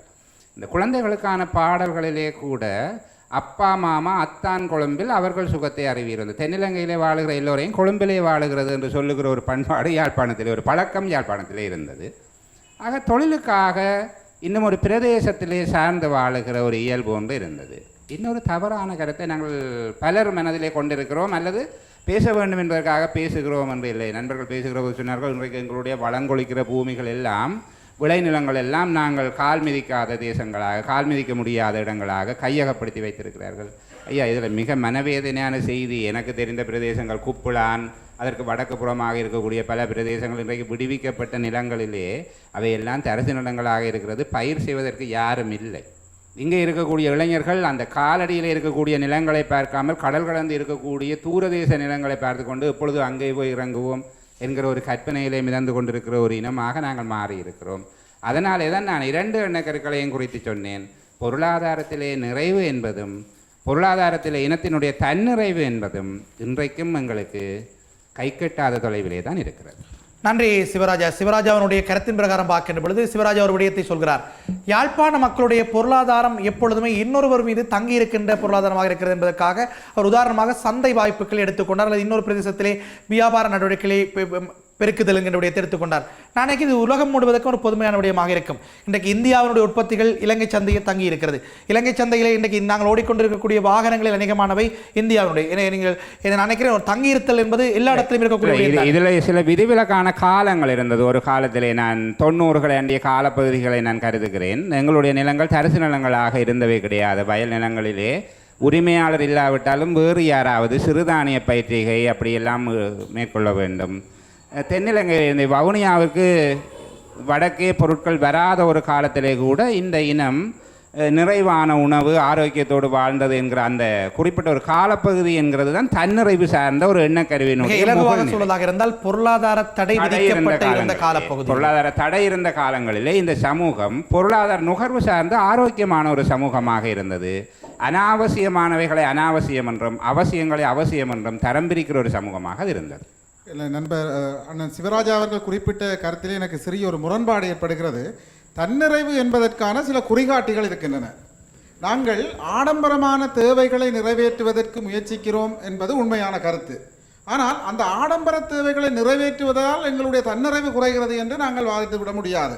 எல்லா நாடுகளிலும் இந்த நவீன சாதனங்களை கொள்வனவு செய்தல், ஆடம்பர வாழ்க்கை முறைகளை பின்பற்றுதல் என்பன இருந்துதான் வருகின்றன. இல்லை, இதில் எங்கே தன்னிறைவு என்கிறதை சொல்வது, நாங்கள் சார்ந்து வாழுகிற இன்னும் ஒரு சமூகம் அல்லது ஒரு புவியியல் பிரதேச எல்லை பரப்பில் இருக்கக்கூடிய மக்கள் கூட்டம் முரண்படுகிற போது அல்லது அவர்கள் ஒத்துழைக்காத போது எங்களுடைய பொருளாதாரம் முடங்கி விடுகிற ஒரு நிலைமை இருக்கிறது என்றால் நாங்கள் சார்ந்து வாழ்கிறோம் என்கிறது தான் இன்றைக்கு அடிப்படை. இல்லை, நான் அதற்காக தான் குறிப்பிடுகிறேன். இன்றைக்கு தன்னிறைவு என்பது ஒப்பீட்டு ரீதியிலே தான் ஒப்பீட்டு ரீதியானது சார்ந்து வாழுகிறது. இப்போ இதை குறிப்பிடுகிறோம் என்று சொன்னால், அமெரிக்காவினுடைய பொருளாதாரம் உயர்ந்திருக்கிறது என்றால் அது எவ்வாறு உயர்ந்திருக்கிறது என்றால் ஏனைய நாடுகளோடு ஒப்பிடுகின்ற பொழுது அந்த நிலையிலே தான் அவர்கள் தங்களை தாங்களே திருப்தி செய்யக்கூடிய மாதிரி வாழுகிறார்கள். ஆனால் இதிலே அமெரிக்காவிலே கூட இன்றைக்கும் பொருளாதார நிறைவு எய்தாத ஒரு மக்கள் கூட்டம் வாழ்ந்து கொண்டிருக்கிறார்கள் என்பதுதான் அடிப்படை. தனிநபர் வருமானம் என்கின்றது சமநிலை அடைகின்ற பொழுது அந்த நாட்டினுடைய பொருளாதாரம் ஒரு ஸ்திரத்தன்மைக்கு வருகிறது. ஆனால் தனிநபர் வருமானம் என்பது எப்பொழுதும் ஏதோ ஒரு பக்கத்திலே ஒதுங்கி இருக்கிற தன்மை இருக்கிறது. பொருளாதார ஏற்றத்தாழ்வு இருந்து கொண்டுதான் இருக்கும். ஆனால் தன்னிறைவு என்பது நீங்கள் சொன்ன தடை ஏற்படுகின்ற பொழுது தாமே தம்மை தக்க வைப்பதற்குரிய நடவடிக்கைகள் இருக்கும். நீங்கள் குறிப்பிட்ட இந்த பொருளாதார தடை பற்றி குறிப்பிட்டீர்கள். 1978ஆம் ஆண்டுக்கு முன்னர் எங்களுடைய நாட்டிலே கொண்டு வரப்பட்ட மூடிய பொருளாதார சட்டம் இருந்த பொழுது இந்த மண்ணிலே உற்பத்தி செய்யப்பட்ட பொருட்களுக்கு இருந்த என்பது நினைத்து பார்க்க முடியாதது. அன்றைக்கு தென்பகுதியைச் சேர்ந்தவர்கள் எங்களுடைய பொருளாதாரத்தை நம்பி இருந்த ஒரு நிலை இருந்தது.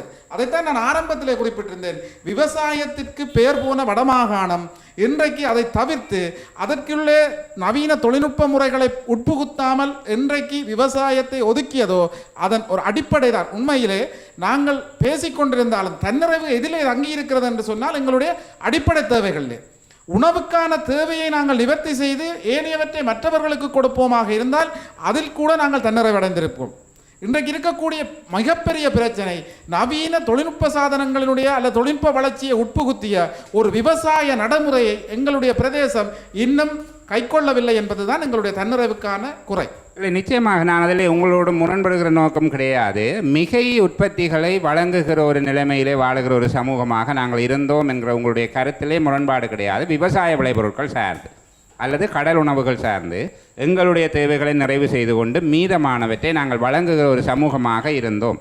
ஆனால் அதை வழங்குவதற்கு இன்னொருவர்களே நாங்கள் தங்கி இருந்தோம் என்கிறதைத்தான் நான் பதிவு. அந்த தங்கி இருத்தல் என்பதை தன்னிறைவு குறைபாடாக என்னுடைய முக்கியமான கருத்து சிவராஜனுடைய கருத்திலே எனக்கும் ஒரு முரண்பாடு இருக்கிறது. அந்த 1990களுக்கு உட்பட்ட காலப்பகுதியிலே நமக்குள் எல்லோருக்குமே ஒரு சமத்துவ வாழ்வு தான் தரப்பட்டது. உங்களிடம் எவ்வளவுதான் பணம் இருந்தாலும் நீங்கள் ஒரு மோட்டார் காரை வாங்கி ஓடவே முடியாது. உங்களிடம் எவ்வளவுதான் பணம் இருந்தாலும் நீங்கள் அழகிய மாளிகையை கட்டவே முடியாது. ஒரு குறிப்பிட்ட வாழ்க்கையை தாண்டி உங்களால் பயணிக்க முடியாது. அன்றைக்கு எங்களுக்கு கைத்தொலைபேசிகளுக்கான செலவினம் இருக்கவில்லை. இன்றைக்கு உங்களிடம் எவ்வளவு பணம் இருக்கிறதோ அதுக்கேற்ற விதத்தில் ஒரு கைத்தொலைபேசி வாங்க முடியும். 2000 ரூபாய்க்கும் வாங்க முடியும், 2 லட்சங்களுக்கும் கைத்தொலைபேசிகள் வாங்க முடியும். இன்றைக்கு திறந்த ஒரு சந்தை இருக்கிறதுனால தான் இந்த நெருக்கடி நிலைமை. 1990களுக்கு முன்னர் எல்லோருக்குமே ஒரு சமத்துவ வாழ்வு தான். அந்த நெருக்கடிகளுக்குள் நாம் கிடைக்கக்கூடிய வாழ்க்கையை வைத்து வாழ்ந்தோம். எவ்வளவு காசு இருந்தாலும் வாழ முடியாமல் இருந்தது. இன்றைக்கு இருக்கக்கூடிய காசுக்குள் வாழ கூடியதாக இருப்பது என்பதும் ஒரு நெருக்கடி இருக்கிறது இல்லையா? இல்லை, நிச்சயமாக இல்லை. நீங்கள் குறிப்பிடுகிற செய்தி அந்த காலப்பகுதிகளிலே உங்களுடைய தேவைகள் விரிவு பெறுவதற்கான களங்கள் இருக்கவில்லை, அதாவது செயற்கையான தேவைகள் இருக்கவில்லை. அங்கரன் சொன்னது போல் இந்த உணவு, உடை, வீடு, சுகாதாரம், கல்வி போன்ற அத்தியாவசியமான தேவைகளோடு வாழ்க்கை மட்டுப்பட்டு போயிருந்தது. போரியல் நெருக்கடிகளுக்குள்ளே அது தொடர்பான சிந்தனைகள், தப்பி பிழைத்தல் போன்ற ஒரு சிந்தனைகளோடு இருந்தது.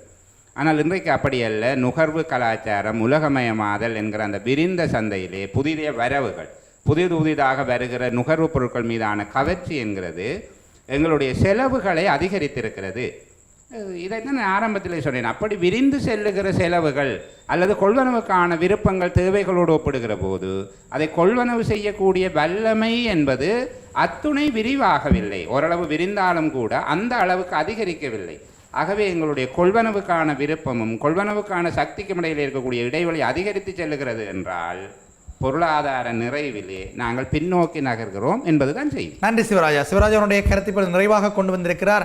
நமக்குடைய பொருளாதாரத்துக்கான அந்த கொள்வனவுக்கான சக்தியும் பொருளாதாரத்துக்கான நுகர்வு தேவைக்குமான இடைவெளி இது அன்றைக்கு 90களுக்கு உட்பட்ட பகுதியிலே இடைவெளி குறைவாக இருந்து இன்றைக்கு இடைவெளி நீட்டு கொண்டு போகிறது. அந்த நீட்சி தான் பொருளாதார தலைமுறை கொண்டு வந்திருக்கிறது. ரஞ்சித் நீண்ட நேரமாக பேசுவதற்கு வாய்ப்பை தேடிக்கொண்டிருக்கிறார், பேசுங்கள். இங்கே பேசுகின்ற இந்த நுகர்வு தொடர்பான விடயத்தினை நான் இவ்வாறு பார்க்கிறேன். உண்மையில் நீங்கள் என்ன சொன்னாலும் நுகர்வு என்பது ஒரு பொருளியல் சார்ந்த விடயமாக இருந்தாலும் அது ஒரு பண்பாடு சார்ந்த ஒரு விடயமும் கூட. உங்களுடைய பண்பாடு தான், உங்களுடைய பண்பாட்டோடு இணைந்த வகையில் தான் உங்களுடைய நுகர்வு என்பது எப்பொழுதுமே தீர்மானிக்கப்படுகிறது. இதை பண்பாட்டு பொருளியல் என்கிற விடயத்துக்குள்ளே பொருளியலாளர்கள் அதனை மிகவும் நுணுக்கமாக பார்ப்பார்கள். உங்களுடைய நுகர்வு, உங்களுடைய சேமிப்பு, உங்களுடைய உற்பத்தி இவை எல்லாமே எங்களுடைய பண்பாட்டு வாழ்வியலோடு சேர்ந்தது. எங்களுடைய ஆடை ஒன்றை கொள்வனவு செய்வதாக இருக்கலாம், அல்லது நாம் உண்ணுகின்ற உணர்வாக இருக்கலாம், இந்த உணவுக்கு செலவழிக்கின்ற பணமாக, இவை எல்லாமே எங்களுடைய பண்பாட்டோடு சேர்ந்தது. அப்போது இங்கே தான் ஒரு பிரச்சனை வருகிறது. என்னென்றால் பண்பாட்டில் ஒரு அதிர்வு ஏற்படுகிற பொழுது நாம் என்ன செய்கிறோம் என்றால் நம்முடைய வளமையான பண்பாட்டு நுகர்விலிருந்து சற்று வெளியே சென்று நமக்கு புதுமையான நுகர்வுகளுக்கு நாம் நாடி செல்லுகிறோம். அப்போது இங்கே பண்பாட்டிலிருந்து விலகுகிற பொழுது நீங்கள் வாங்கி உண்ணுகிற பீஸாவாக இருக்கலாம் அல்லது நூடுல்ஸாக இருக்கலாம், இது எல்லாமே எங்களுடைய பண்பாட்டிற்கு புதியவை. அப்போது இந்த பண்பாட்டிலிருந்து நீங்கள் விலகிச் செல்லுகிற பொழுது நீங்கள் வளமையாக வாங்கி உண்ணக்கூடிய உணவிற்கு 50 ரூபாய் செலவழிக்கிறீர்கள் என்றால் அந்த பீஸாவுக்கு நீங்கள் 500 ரூபாயை செலவழிக்க வேண்டும். அதே போல் நீங்கள் வளமையாக ஒரு ஒரு ஆலயத்துக்கு நடந்து செல்லுகின்ற ஒரு பண்பாடு எங்கள் ஆரம்பத்தில் இருந்ததென்றால் இப்பொழுது அந்த பண்பாட்டிலிருந்து விலகி ஒரு நாகரிகமான உடையை அணிந்து கொண்டு ஒரு வாகனத்திலே ஒரு அதை சொல்லுன்னா கலர்ஸ் காட்டிக்கொண்டு சொல்லுவார்கள், ரைட்? ஒரு வாகனத்திலே நீங்கள் செல்லுகின்ற ஒரு முறைக்கு நீங்கள் மாறிவிடுகிறீர்கள் என்றால் அந்த பண்பாட்டு மாற்றம் உங்களுடைய செலவை மாற்றி விடுகிறது. இவ்வாறு ஒவ்வொரு விடயத்திலும் நாங்கள் பார்க்கிற இந்த பண்பாட்டினுடைய அதிர்வலைகள் தான் எங்களுடைய வாழ்க்கையிலே நுகர்வுக்கான சுமையை இன்றைக்கு அதிகரித்திருப்பதாக நான் பார்க்கிறேன். இதிலிருந்து நீங்கள் இலகுவாக தப்பித்து விடவும் முடியாது. ஏனென்றால் இது ஒரு விலைப்பின்னல் சார்ந்த விடயம். உங்களை நோக்கி உலகமயமாதல் வர்த்தக கம்பெனிகள் எப்பொழுதுமே ஆக்கிரமிப்பதற்கு பார்த்து கொண்டிருக்கும். நாம் மன்னர் காலத்தில் இருந்த பொழுது எப்படி கம்பெனிகளுடைய ஆதிக்கத்துக்குட்பட்டு காலனித்துவ நாடாக போனோமோ அதே போல இன்றைய காலத்தில் உலகமயமாதல் அடிப்படையில் உலக வர்த்தக கம்பெனிகளினுடைய போட்டிகளுக்கு மத்தியில் அவர்களுடைய நுணுக்கமான ஊடக விளம்பரங்களின் மத்தியில் அந்த பண்பாட்டு அதிர்வலைகளுக்குள் நாம் விழுந்து போவதென்பது தவிர்க்க முடியாது. இன்றைக்கு பாருங்கள், எல்லாமே மெட்டீரியலிசம். இன்றைக்கு வாஷிங் மெஷின் இல்லை என்றால் நம்மால் ஆடையை துவைக்க முடியாது என்கின்ற ஒரு மனநிலைக்கு நாம் வந்துவிட்டோம் என்றால் இது அந்த வர்த்தகங்களுடைய விளம்பரங்களுடைய வெற்றி. ஆனால் நாம் முன்னைய காலத்தில் அவ்வாறு வாழ்ந்தோமா? இல்லை. சின்ன உதாரணம், இன்றைக்கு மின்சாரம் இல்லாவிட்டால் பலருக்கு கொண்டுமே இயங்காது. ஆனால் சிவராஜா சொன்ன அந்த 90 காலத்தில் நான் மின்சாரத்தை கண்ணால் கூட கண்டதில்லை. அப்போ இன்றைக்கு மின்சாரம் இல்லை என்றால் ஒரு இயங்க முடியாத ஒரு இயலாத்தன்மை கொண்ட சந்ததியாக நாம் மாறிவிட்டோம்.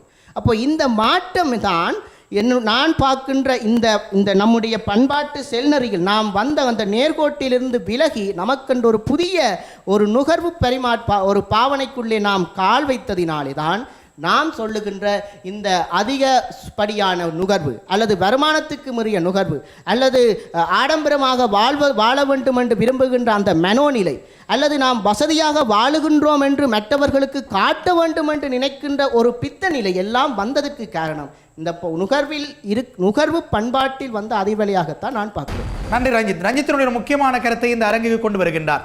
நம்முடைய நுகர்வு பண்பாடு இன்றைக்கு நம்முடைய உலகமயமாக்கல் சூழலுக்குள் சிக்கி போயிருக்கக்கூடிய நம்முடைய தலைமுறை தன்னுடைய நுகர்வு பண்பாட்டில் கூட பல்வேறு விதமான மாற்றங்களை சந்தித்து கொண்டிருக்கிறது. நாளுக்கு நாள் அது பலவிதமான ரூபங்களை எடுத்துக்கொண்டிருக்கிறது. இந்த நுகர்வு பண்பாட்டில் ஏற்பட்டிருக்கக்கூடிய அந்த தாராளமய போக்குத்தான் நம்முடைய பொருளாதார நெருக்கடிக்குள் நம்மை தள்ளுகின்ற விச முயற்சியாக இருப்பதாக ரஞ்சித் ஒரு கருத்தை பதிவு செய்கிறார். இந்த விடயம் தொடர்பாக நாங்கள் ஆழாகலமாக பார்க்கலாம். இது பண்பாட்டோடு இணைந்த விடயம், பொருளாதாரத்தோடு இணைந்த விடயம், தவிர்க்க முடியாத வாழ்வியல் கோலமாக கூட இருக்கலாம். இந்த நிலைமையில் நாங்கள் இன்றைக்கு இந்த சொல்லாடுகள் நிகழ்ச்சியை இத்தோடு நிறைவுக்கு கொண்டு வரலாம். அருமை நேயர்களே, அற்புதமாக இங்கே 6 பேச்சாளர்கள் தங்களுடைய கருத்துக்களை பேசியிருக்கிறார்கள். அவர்கள் பேசுகின்ற பொழுது உங்களுக்குள் பலவிதமான கருத்துக்கள் எழுந்திருக்கும். இந்த விடயம் தொடர்பாக இது ஏனென்றால் ஒவ்வொருவருக்கும் மிக நெருக்கமான விடயங்களை பற்றி பேசிக் கொண்டிருக்கிறோம். உங்களுக்குள் புதிய கருத்துக்கள் எழுந்திருக்கும், புதிய சிந்தனைகள் வந்திருக்கும். எனவே நீங்களும் உங்களுடைய சிந்தனைகளை நம்மோடு பகிர்ந்து கொள்வதற்கு ஒரு வாய்ப்பு இருக்கிறது. திரையிலே காட்டப்படுகின்ற தொலைபேசி இலக்கத்தோடு தொடர்பு கொண்டால் உங்களுடைய சிந்தனைகளை நம்மோடு பகிர்ந்து கொள்ள முடியும். அது மட்டுமல்லாமல் இந்த அரங்கத்தில் அமர்ந்து பேசுவதற்கான வாய்ப்பையும் நீங்கள் பெற்றுக்கொள்ள முடியும். அது மட்டுமில்லாமல் இந்த நிகழ்ச்சியினுடைய தரம் குறித்தும், நிகழ்ச்சியினுடைய செழுமை குறித்தும், நிகழ்ச்சியினுடைய வடிவமைப்பு குறித்தும் உங்களுடைய கருத்துக்களை நாங்கள் எதிர்பார்க்கிறோம். உங்களுடைய ஆரோக்கியமான கருத்துக்கள் தான் நம்முடைய நிகழ்ச்சியை மேலும் முன்னோக்கி நகர்த்துகின்ற உந்து சக்திகள். அந்த கருத்துக்களை நீங்கள் எழுதி அனுப்ப முடியும். எழுதி அனுப்பலாம். தயாரிப்பாளர் சொல்லாடுகளம், டான் தொலைக்காட்சி, இலக்கம் 707, ஆஸ்பத்திரி வீதி, யாழ்ப்பாணம். அல்லது போனால் சொல்லாடுகளம் @gmail என்கின்ற முகவரிக்கு மின்னஞ்சல் செய்யலாம். எனவே அருமை நேயர்களை, மீண்டும் ஒரு சொல்லாடுகளம் நிகழ்ச்சியில் நாளை உங்கள் அனைவரையும் சந்திக்கும் வரை இதுவரை நேரமும் ஒளிப்பதிவில் இணைந்திருந்த நண்பர் ஜெகன் குழுவினரோடு, படத்தொகுப்பில் இணைந்திருந்த நண்பர் பானுகரனோடு அன்பு வணக்கம் கூறி விடைபெற்றுக் கொள்ளும் நான் என்றும் உங்கள் அன்பின் நண்பன் சர்வேஷ். நன்றி, வணக்கம்.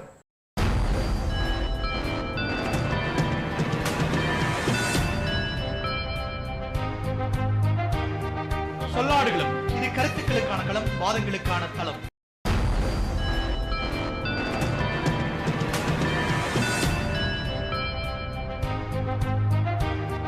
சொல்லாடுகளும் இது கருத்துக்களுக்கான களம், வாதங்களுக்கான களம். உலக திசையாவும் பறந்து வாழும் இனிய உறவுகளே, அன்பு வணக்கம்.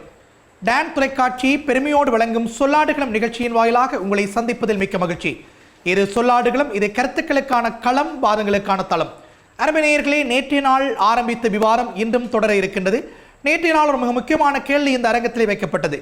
நம் தமிழர்களுடைய பொருளாதார தன்னிறைவுக்கு இன்றைக்கு வேண்டப்படுவது மிக முக்கியமாக எது என்கின்ற வினாவை பேசுகின்ற பொழுது இங்கே பலருடைய கருத்துக்களும் இன்றைக்கு இருக்கக்கூடிய பொருளாதார நிலைமை எப்படி இருக்கிறது என்றுதான் பேசியிருக்கிறார்கள். ஒரு திண்டாட்டமான பொருளாதார நிலை அல்லது பற்றாக்குறையான ஒரு வாழ்வியல், இவ்வாறான நெருக்கடிகளில் தான் பேசியிருக்கிறார்கள். நம்முடைய வாழ்வியல் அனுபவங்களிலே முன்னர் நாங்கள் வாழ்ந்த வாழ்க்கையோடு ஒப்பிடுகின்ற பொழுது இன்றைக்கு ஒரு நெருக்கடி மிக்க வாழ்க்கையில் வாழ்ந்து கொள்கிறதான இயக்கங்களை இங்கே பதிவு செய்திருக்கிறார்கள். அதில் ஏற்பட்டிருக்கக்கூடிய நுகர்வு கலாச்சாரத்தில் ஏற்பட்ட மாற்றம், அல்லது போனால் நம்முடைய பொருளாதாரத்தை தேடுவதற்கான தேடல் வழிமுறைகள் ஏற்பட்டிருக்கக்கூடிய மாற்றம், அல்லது நம்மை நோக்கி மிக லாபகமாக புகுத்தப்பட்டிருக்கக்கூடிய உலகமயமாக்கலுடைய விளைவுகள் என பல விடயங்களையும் இங்கே அடையாளப்படுத்தி இருக்கிறார்கள். இன்றைக்கு இந்த அரங்கில் வைக்கப்பட வேண்டிய முக்கியமான தேடல் எப்படி இருக்க வேண்டும் என்றால், இந்த சிக்கல்களிலிருந்து நாம் எப்படி விடுபட்டுக் கொள்ளப் போகிறோம், நம்மை நாமே எப்படி தற்காத்துக் கொள்ளப் போகிறோம்.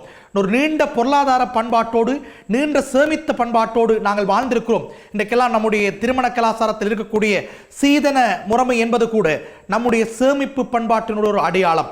அந்த சேமிப்பு பண்பாட்டினுடைய அடையாளமாகத்தான் நாங்கள் அதை நேரான சிந்தனையில் பார்க்க முடியும். இந்த தன்மையிலிருந்து நாங்கள் விலகி போகின்ற தன்மையிலே போகின்றவர்களும் மெதுமெதுவாக அந்த பண்பாடு கூட நமக்குள் இல்லாமல் போய்விடக்கூடிய நெருக்கடிகள் எழுந்திருக்கிறது. இந்த நிலைமையில் இன்றைக்கு எப்படி இந்த பொருளாதார சிக்கல்கள் வந்து நம்மை விடுவித்துக் கொள்ளப் போகிறோம் என்கிற அடிப்படையில் பேசலாம். நண்பர் பாலசனோடு வந்து பேச முடியும். பேசுங்கள், பார்க்கலாம். மீண்டும் இன்றும் உங்களை சந்திப்பதில் மிகுந்த மகிழ்ச்சி. அன்பு வணக்கம். நேற்றைய நாள் விட்ட இடத்திலிருந்து தொடரலாம் என்று கருதுகிறேன். ஓரளவுக்கு நாங்கள் ஆராய வழிக்கிட்ட கருத்தியலை அண்மித்திருக்கிறோம் என்று கருதுகிறேன். பொருளாதாரம், பொருளாதார தன்னிறைவு, அதற்கான ஆக்கபூர்வமான வழிகள், தடைகளை பற்றி நேற்றைய நாள் ஆராய்ந்திருந்தோம். அதில் சொல்லப்பட்ட கருத்துக்களை தொகுத்து நோக்கிற பொழுது பண்பாட்டு மாற்றம் என்பது பொருளாதாரம் பற்றிய தன்னிறைவுக்கு ஒரு தடை. அவர் மிக சிறப்பாக திருவாளர் ரஞ்சித் அவர்கள் அந்த கருத்தை பதிவு செய்திருந்தார். அதுபோல திருவாளர் சிவராஜா அவர்கள் முன்வைத்த கருத்திலே நீங்கள் 2 பேர் முரண்பட்டிருந்தீர்கள். ஒரு உண்மையை கற்றுக்கொள்ள வேண்டும், எங்களுக்கு எதற்கு முன்னுரிமை கொடுக்க வேண்டும், எதை செய்யாமலும் விடலாம் அல்லது தாமதமாக செய்யலாம் என்பதை நாங்களே எங்களுடைய வாழ்க்கை முறைமையை கோலத்தை வைத்துக்கொண்டு ஆராய்ந்து முன்னுரிமையை ஏற்பாடுகளை வகுத்துக் கொள்ளலாம். முன்னுரிமையே இல்லாத, தேவையில்லாத ஆடம்பர செலவினங்களை நாங்கள் பெருக்கிக் கொண்டு போகிற பொழுது பொருளாதார தன்னிறைவுக்கு தடை என்று திருவாளர் சிவராஜா அவர்கள் குறிப்பிட்டதை எந்த வகையிலும் மறுதளிக்க முடியாது. இன்றைக்கு அந்த இடத்திலிருந்து ஆரம்பிக்கிற பொழுது பொருளாதாரத்தினுடைய அடிப்படை தத்துவம், பொருளாதாரத்தை பற்றி சிந்திப்பவர்கள் மனிதர்கள். மனிதர்களுக்குத்தான் இந்த பொருளாதாரம் ஒரு முக்கியமான கூறு. அந்த வகையில் மனிதனுடைய தேவைகள் எல்லையற்றவை. பொருளாதாரத்தினுடைய அடிப்படை தத்துவம், மனிதனுடைய தேவைகள் எல்லையற்றவை. ஆனால் அந்த தேவைகளை நமக்கு பூர்த்தி பண்ணுகிற வளங்கள் எல்லைக்குட்பட்டவை. எனவே இந்த விஷயம், இந்த தத்துவம் நமக்கு ஒரு முக்கியமான விடயத்தை கோடு காட்டுகிறது. திட்டமிடுதல். திட்டமிட்டு நம்முடைய வாழ்க்கை, நம்முடைய வருமானம், எங்களுக்கு எது தேவை, எங்களுடைய தகுதி, எங்களுடைய அந்தஸ்து, இதை எப்படி தக்க வைப்பது என்பதை திட்டமிடுகிற பொழுது பொருளாதாரத்தில் எங்களாலேயே ஒரு தன்னிறைவை எய்த முடியும். இரண்டாவது, நீங்கள் சொன்னது போல சேமிப்பு. சீதனம் மட்டுமல்ல, எங்களுடைய வாழ்க்கையில் பல்வேறு விடயங்கள் சேமிப்பினுடைய அடையாளங்களாக இருந்ததை குறிப்பிடலாம். சுருக்கத்துக்காக ஒவ்வொன்றாக விரிவிக்கவில்லை. அதில் ஒன்று சீதனம். இதற்கு அடுத்ததாக இன்னொரு செய்தியை சொல்ல முடியும். சிக்கனமாக வாழ்தல். மற்றவர்களைப் போல வாழ வேண்டும் என்கிற ஆசையிலிருந்து விடுபட்டு நாங்கள் எங்களுடைய சூழல், எங்களுடைய பிள்ளைகள், ஒரு பத்திரிகை விளம்பரத்தில் ஒரு பெரியவர் ஒரு செய்தி கொடுத்திருக்கிறார். சினிமா சமுதாயத்தை இவ்வளவு சீரழிக்கிறதே பார்க்கிற பொழுது வேதனையாக இருக்கிறது. அதற்கு அந்த பெரியவர் சொன்ன மறுமொழி, சமுதாயத்தை திருத்துவது என்பது அசாத்தியம், சினிமாவை மாற்றியமைப்பதும் அசாத்தியம். எனவே தொலைக்காட்சியில் ஒளிபரப்பப்படுபவற்றில் எதை பார்ப்பது, எதை விடுவதென்று பிள்ளைகளுக்கும் எங்களுக்கும் இடையில் ஒரு ஒப்பந்தத்தை செய்து கொள்ளலாம். அதுபோல எங்கள் வாழ்க்கை, எங்கள் குடும்பம், எங்கள் வருமானம் என்று வருகிற பொழுது எங்களுக்குள்ளேயே ஒரு ஒப்பந்தத்தை ஏற்படுத்தி கொள்ள வேண்டும். இதுதான் எங்கள் வருமானம், இதுதான் எங்கள் வாழ்க்கை, இப்படித்தான் எங்கள் வரவு, இப்படித்தான் எங்கள் செலவு என்று எங்களுக்குள்ளே ஒரு சிக்கனம், சேமிப்பு, திட்டமிடுதல், ஒரு ஒப்பந்தத்தை ஏற்படுத்தி கொண்டால் எங்களுக்குள்ளே நிச்சயமாக நாங்கள் திருப்திப்படக்கூடிய ஒரு பொருளாதார தன்னிறைவை கண்டுகொள்ளலாம் என்பது என்னுடைய பணிவான கருத்து. நன்றி பாலசண்முகன். பாலசண்முகன் ஒரு வித்தியாசமாக கருத்தை வைக்கிறார். அதாவது நம்முடைய குடும்பத்திலிருந்து ஆரோக்கியமாக திட்டமிட வேண்டும்.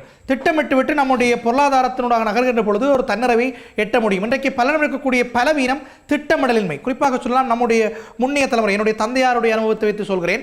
அவர் ஒவ்வொரு நாளும் இரவு வேளைகளிலிருந்து அமைதியாக இருந்த இந்த தினக்குறிப்பேட்டிலே அன்றைய நாள் வரவு செலவு கணக்கில் எழுதி கொள்வார். இவ்வளவு பணம் வந்தது, செலவு வந்தது என்று இட்டல் இடியப்ப கதைகளிலிருந்து எல்லாவற்றையும் எழுதி கொள்வார். மாதம் முடிகின்ற பொழுது அவற்றை கணக்கு வைத்து தன்னுடைய மாறாந்த வருமானம் என்ன, செலவீனம் என்ன, செலவு அதிகரித்து விட்டால் எந்த செலவை குறைக்க வேண்டும் என்றெல்லாம் திட்டமிட்டு அடுத்த மாதம் அதை ஈடு செய்து கொள்வார். ஆனால் இன்றைக்கு நம்மிடம் அந்த கணக்கு எழுதுகின்ற முறைமை கூட, கணக்கு எழுதி வைத்திருக்கக்கூடிய முறைமை கூட கிடையாது. நம்முடைய தலைமுறையில் அநேக மாணவர்கள் அப்படித்தான் அன்றைக்கு இருந்தார்கள். இன்றைக்கு இருக்கக்கூடிய தலைமுறையில் அநேக மாணவர்கள் இந்த கணக்கு வைப்பு முறைகளை கூட பேணுவதில்லை. ஒரு நாளைக்கு நாளாந்த செலவினத்தை எழுதி வைத்துக் கொண்டு மாதம் தாண்டி பார்க்கிற பொழுது நம்முடைய வருமானத்தை விட செலவினம் அதிகமாக இருக்கின்ற பொழுது அதிர்ச்சியாக இருக்கும். அடுத்த மாதத்தில் இதை நாங்கள் கட்டுப்பாட்டுகள் கொண்டு வர முடியும். இந்த நிலைமைகளில் நாங்கள் வாழ வேண்டும், நம்முடைய திட்டமிடல் சரியாக இருக்க வேண்டும் என்கின்ற ஒரு கருத்தை தான் அழுத்தமாக பதிவு செய்திருக்கிறார் பாலசண்முகன். சிவராஜா பேசுங்கள். இன்றைய தினத்திலும் இனிய வணக்கங்கள். நீங்கள் பேசிய விடயத்திலிருந்தே பேசப்படுகிற பொருளுக்கு வருகிறேன். நாங்கள் இந்த சமூகத்தை அல்லது வாழ்வியல் முறைமைகளை குறை பேசிக் கொண்டிருப்பதால் மட்டும் இந்த சமூகத்திற்கு ஒரு வழிகாட்டல் கிடைத்துவிடப் போவதில்லை, அல்லது ஒரு சிந்தனைகள் வந்துவிடப் போவதில்லை. சேமிப்பு தொடர்பாக சொன்னீர்கள் இல்லையா, பாலசண்முகன் சொன்னது போல் ஒரு பொருளாதார தத்துவத்திலே அடிப்படையிலே சொல்லுகிறது, கிடைக்கிற வருமானத்திலே இருந்து செலவு போக எஞ்சுவது சேமிப்பு. அப்படித்தான். ஆக ஒரு தனி மனிதராக இருக்கிற போது நாங்கள் சேமிப்பை பெருக்க வேண்டும். சேமிப்பு என்பது செழுமையினுடைய அடிப்படை. ஆக வருகிற வரவு என்பது செலவிலும் பார்க்க அதிகமாக இருக்க வேண்டும். இது ஒரு பிரதேசத்திற்கு, ஒரு நாட்டிற்கு, ஒரு இனத்திற்கு எல்லோருக்குமே பொருந்தும் அப்படின்னு நான் கருதுகிறேன். இன்றைக்கு எங்களுடைய வடக்கினுடைய வடக்கு என்பது பொதுவாக தமிழர்களுடைய ஒரு அடையாளம் என்று கருதி கொண்டு வடக்கினுடைய ஒரு நாளுக்கான பொருளாதார செலவினம் என்ன, வடக்கிலே இருந்து தென்பகுதி நோக்கி செல்லுகிற பணத்தினுடைய அளவு என்ன, தென்பகுதி போன்றவற்றிலே இருந்து வடக்குக்கு வருகிற பணத்தினுடைய அளவு என்ன என்கிறதை பார்க்கிற போது தெரியும் எங்களுடைய பொருளாதார செழுமை அல்லது நிறைவு என்கிறது நிலைமையிலே நாங்கள் எங்கே போய்கொண்டிருக்கிறோம் என்கிறது. இன்றைக்கு வடக்கிற்கான வருமான மூலங்கள் பெரும்பாலும் இல்லை என்று சொல்லுகிற அளவிற்கு வந்திருக்கிறது. ஒரு காலத்திலே இங்கே இருந்து ஏற்றுமதி செய்யப்பட்டிருக்கக்கூடிய வெங்காயம், புகையிலை போன்றவை கூட இன்றைக்கு தென்னிலங்கையிலே விளைகிறது. யாழ்ப்பாணத்து புகையிலைக்கு நிகராக இன்றைக்கு புத்தளத்திலே புகையிலை விளைகிறது. யாழ்ப்பாணத்து வெங்காயத்துக்கு பதிலாக மகாவலி அபிவிருத்தி வலயங்களிலே, GH வலயங்களிலே அதிகமான வெங்காயம் விளைகிறது. இன்றைக்கு அங்கே இருந்து எங்களுடைய வடபகுதிக்கு வெங்காயம் வருகிற நிலை இருக்கிறது. இப்போதெல்லாம் வெங்காயத்தினுடைய விலை அதிகமாக இருக்கிறது. உள்ளூர் வெங்காயம் 160 150 ரூபா போகிறது என்றால் அங்கே இருந்து வரக்கூடிய வெங்காயம் 100 ரூபாவுக்கு வாங்குகிறோம். ஆக வடக்கிற்கான வருமான மூலங்கள் குறைந்து கொண்டு போகிறது, செலவுக்கான வழிகள் மட்டும் அகல திறந்திருக்கிறது என்றால் எங்களுடைய பொருளாதார செழுமை ஒரு மந்த நிலை நோக்கி போகிறது என்கிறதை நிச்சயமாக. இப்போ இதற்கு செய்யக்கூடிய காரியங்கள் 2. எவையெல்லாம் அனாவசியம் என்று அடையாளப்படுத்தப்படுகிறதோ, பாலசண்முகன் சொன்னது போல அவசியத்தையும் அனாவசியத்தையும் தரம் பிரித்து அனாவசியமாக வெளியே செல்லக்கூடிய செலவுகளை கட்டுப்படுத்துகிற ஒரு திட்டமிட்ட சமூகமாக இந்த சமூகம் மாற வேண்டும் என்கிறது என்னுடைய முதலாவது கருத்து. 2வது, எவற்றுக்காக எல்லாம் நாங்கள் அவசியமானவற்றுக்கு பணம் செலவு செய்கிறோமோ அந்த அவசியமான உற்பத்திகளை இந்த மண்ணிலே விளைவிக்க வாய்ப்பு கிடைக்குமா என்று நாங்கள் பார்ப்பது இன்னும் ஒரு வழிமுறை. ஆனால் இன்றைக்கு எங்களுடைய விளைநிலங்களை பார்த்தால் போஷணை தரக்கூடிய, இங்கே இருக்கக்கூடிய மனிதர்களை ஆரோக்கியப்படுத்தக்கூடிய உற்பத்திகளுக்கு பதிலாக வெறுமனே பணம் என்கிற கற்பனைகளோடு உற்பத்தி செய்து தேங்கி கிடக்கிறவற்றை தான் நாங்கள் உற்பத்தி செய்கிறோம். ஒருவர் பப்பாசி உற்பத்தி செய்கிறார் என்றால், குறிப்பாக சில பல்தேசிய நிறுவனங்கள் அல்லது தேசிய நிறுவனங்களை நம்பி ஒருவர் பப்பாசி செய்கிறார் என்றால் இன்றைக்கு இருக்கக்கூடிய அத்தனை பேரும் பப்பாசி நடக்கிறார்கள். ஒருவர் புகையிலை உற்பத்தி செய்கிறார் என்றால் அத்தனை பேரும் புகையிலை செய்கிறார்கள். இப்படி இருக்கிறதை தவிர இந்த மண்ணினுடைய, இங்கே வாழக்கூடிய மனிதர்களுடைய போசாக்கு, ஆரோக்கியம், அவர்களுடைய தேவை கருதிய உற்பத்திகள், சரியான திட்டமிடல் என்பது வருகிற போது இந்த மண் பொருளாதார செழுமை பெற வாய்ப்புகள் பிறக்கலாம். நன்றி சிவராஜா. சிவராஜாவுடைய ஒரு முக்கியமான குற்றச்சாட்டு, நம்முடைய பொருளாதார உற்பத்திகளை நாங்கள் சந்தைப்படுத்துவதற்கு அல்லது தென்னிலங்கையிலே நாங்கள் பொருளாதார உற்பத்திகளை கொடுக்கவில்லை, அங்கிருந்து வருகின்ற அனாவசியங்களை நுகர்வு செய்வதில் நம்முடைய காலத்தை கழிக்கிறோம். என்னுடைய அண்மையிலே என்னுடைய பொறியியலாளர் நண்பர் ஒருவன், அவன் தன்னுடைய துறை சார்ந்து இந்த விடயத்தை அழகாக சொன்னான். அவன் சொன்ன விடயம், இந்த A9 நெடுஞ்சாலையினுடைய குறிப்பிட்ட அந்த பிரதேசத்தை சொல்லி சொன்னான். அந்த இடத்துல தாங்கள் அந்த நிலத்தினுடைய நில வீதி அமைப்பை பார்க்கின்ற பொழுது அந்த நாங்கள் கொழும்பிலிருந்து வருகின்ற பகுதியினுடைய பலம் நினைக்கிறேன் எங்களுடைய இடப்புறமாக இருக்கும். கொழும்பிலிருந்து நாங்கள் வருகின்ற பொழுது எங்களுடைய இடக்கைப்புறமான அந்த வீதியினுடைய பரப்பு தாண்டி இருக்குமாம். வலக்கைப்புறமான வீதியிலே அவ்வளவு தூரம் அந்த பாதிப்பு இருக்காது. காரணம், அங்கே இருந்து வருகின்ற லோரிகள் எல்லாம் மிக பாரத்தோடு யாழ்ப்பாணத்துக்கு எரியாவது காவி கொண்டு வரும். மோட்டார் சைக்கிள்களையோ அல்லது நீங்கள் சொன்னது போல தம்புள்ளை மரக்கரைகளையோ ஏறி ஒன்றை காவி கொண்டு வருது. இன்றைக்கு டிப்பர் வாகனம் கூட பவனியாலிருந்து கருங்கற்களை காவி கொண்டு வருது. திரும்பி போகின்ற பொழுது அவ்வளவு வெறுமையாகத்தான் போகிறது. ஏன்னா இந்த பக்கத்தில் அவ்வளவு பாரம் கொடுப்பதில்லை வீதியில் என்று அவன் தன்னுடைய பொறியாளனாக யாழ்ப்பாணத்தினுடைய பொருளாதாரத்தை பார்த்தான். இரண்டாவது ஒரு விடயம் நான் சொல்லியாக வேண்டும். ஒரு நிர்வாக மட்டத்தில் இருக்கக்கூடிய ஒரு அரசு நிறுவனத்துடைய அதிகாரி என்கின்ற அடிப்படையிலே கண்டதையும் வாங்குகின்ற மனப்பாங்கு இங்கே எல்லோரிடமும் இருக்கிறது. உதாரணமாக சொல்லப்போனால் இந்த டெம்ரோ நிறுவனம் வந்த பின்னர் நம்முடைய அலுவலகங்களில் இருந்த நீண்ட ஆயுள் காலத்தை கொண்ட நம்முடைய முன்னவர்கள் பார்த்து செய்து வைத்த முதிரை மரங்களிலும் தேக்கு மரங்களிலுமான தளபாடங்களை கொண்டு போய் மூளையிலே போட்டுவிட்டு இந்த நவநாகரிக தளபாடங்களுக்கு நம்முடைய அலுவலகங்களை மாற்றிக்கொண்டோம். இவ்வாறான ஒரு நெருக்கடி நிலைமை ஒன்று இருந்தது. அது மாதிரி பிளாஸ்டிக்குள் நாங்கள் நம்மளை சிக்க வைத்துக் கொண்டோம். இப்படி பல நெருக்கடிகளுக்குள் வந்தது. இந்த நீங்கள் சொன்ன அனாவசியங்களை வாங்கிக் கொண்டோம். இது எவ்வளவு தூரம் லைஃப் லாங் இருக்கும் என்றெல்லாம் பார்க்க முடியாது. இன்றைக்கு பலவித இந்த அரசு நிறுவனங்களில் இந்த குறைபாடுகள் இருக்கிறது. புதிதாக ஒரு நிறுவனத்தை கட்டுகின்ற பொழுது புதிதாக வாங்கிப்படுவது வேறு, இருக்கின்ற பழையவற்றை கொண்டே மூளையிலே போட்டுவிட்டு அரசாங்க காசாக இருந்தாலும் அதை அற்புதமாக அர்த்தமிக்கதாக செலவு செய்ய வேண்டிய நெருக்கடி நிலைமை, அதை கூட திட்டமிடாமல் நாங்கள் செய்கின்றோம். இப்படியான மனப்பாங்கு மாற்றங்களும் நமக்குள்ள இருக்கிறது. எனவே இந்த மாற்றங்கள் வர வேண்டும். நாங்கள் இப்பொழுது கர்சனோடு பேச முடியும். கர்சன், உங்களிடம் ஒரு சின்ன கேள்வி நான் கேட்க வேண்டும். நம்ம இந்த சமூக விழிப்புணர்வுக்காக காத்திருந்தேன். இந்த லீசிங் கொடுப்பனவு இருக்கிறதானே, அந்த விடயத்திற்கும் பலருக்கு அறியாமல் இருக்கிறது. வங்கி கடன்களை பெற்றுக்கொள்கின்ற அதே போல இந்த லீசிங்களை பெற்றுக்கொள்கின்ற இரண்டு விடயங்களிலுமே நீங்கள் இயலுமாக இருந்தால் ஒரு வங்கி அதிகாரியாக விளக்கம் கொடுக்க முடியும். என்னை பொறுத்தவரை சொல்வேன், இது யாரையுமே பாதிப்பதாக சொல்லவில்லை. இந்த லீசிங்குள் அகப்பட்டுக் கொள்வர்கள் இலகுவாக சிக்கிக்கொள்கிறார்கள் பொருளாதாரத்திலே. ஆனால் அதே பெருமானத்தை வங்கி கடன் மூலமாக பெற்றுக்கொள்கின்ற பொழுது மிக சில நன்மைகள் இருக்கிறது இல்லையா? பேசலாம். மீண்டும் அனைவருக்கும் வணக்கம்.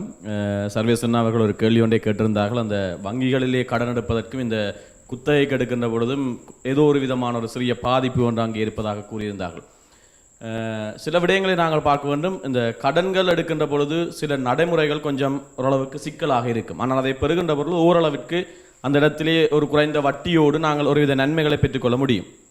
ஆனால் இந்த குத்தகைக்கு எடுக்கின்ற பொழுது கடன்களோடு ஒப்பிடுகையிலே ஓரளவுக்கு இலகுவான ஒரு வழிமுறைகளை அவர்கள் பின்பற்றுகிறார்கள். அந்த மக்களுக்கு இலகுவாக அதை கொடுக்கக்கூடிய வழிமுறைகளை பின்பற்றுகிறார்கள்.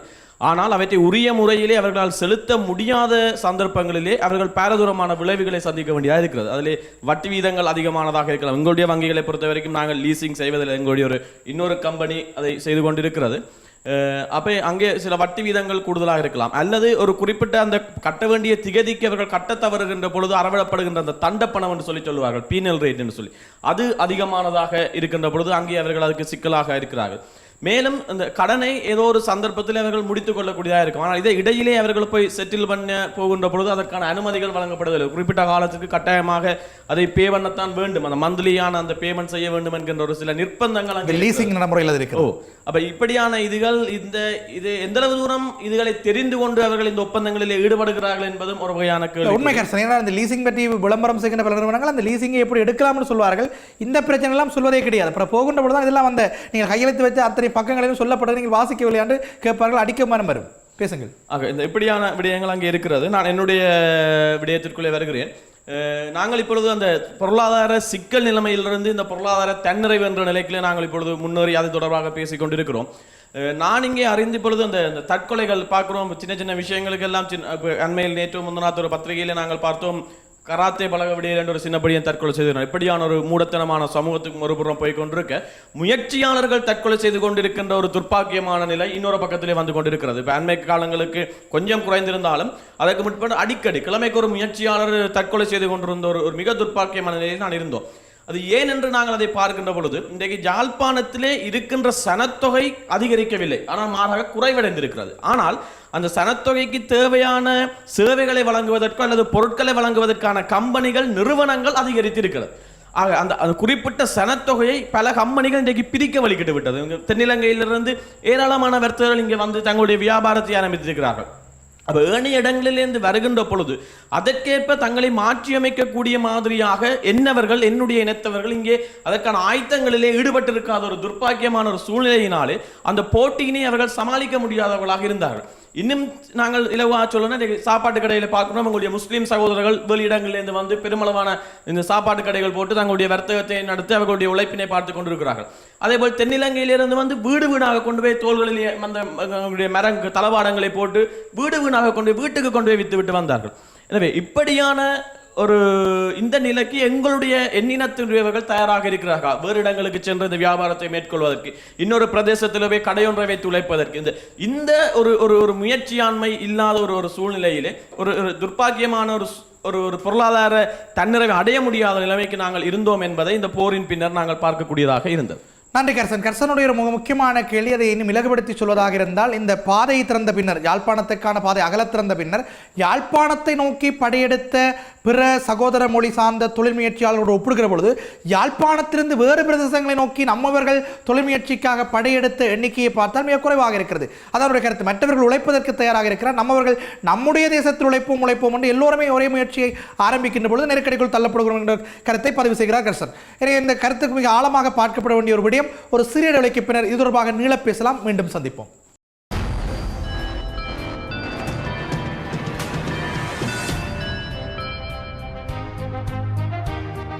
சொல்லாடுகளும் இது கருத்துக்களுக்கான களம், வாதங்களுக்கான களம்.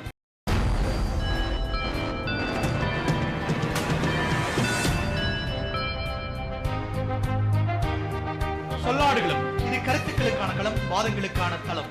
மீண்டும் சந்திப்பதில் மிக்க மகிழ்ச்சி. இது டான் தொலைக்காட்சி பெருமையோடு வழங்கும் சொல்லாடுகளும் இது கருத்துக்களுக்கான களம், வாதங்களுக்கான தளம்.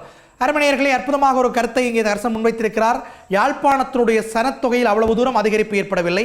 ஆனால் அந்த குறைப்பட்ட சனத்தொகைக்கு சேவைகளை வழங்குவதற்கு அல்லது பொருட்களை விற்பனை செய்வதற்கான நிறுவனங்களுடைய எண்ணிக்கை அதிகரித்திருக்கிறது.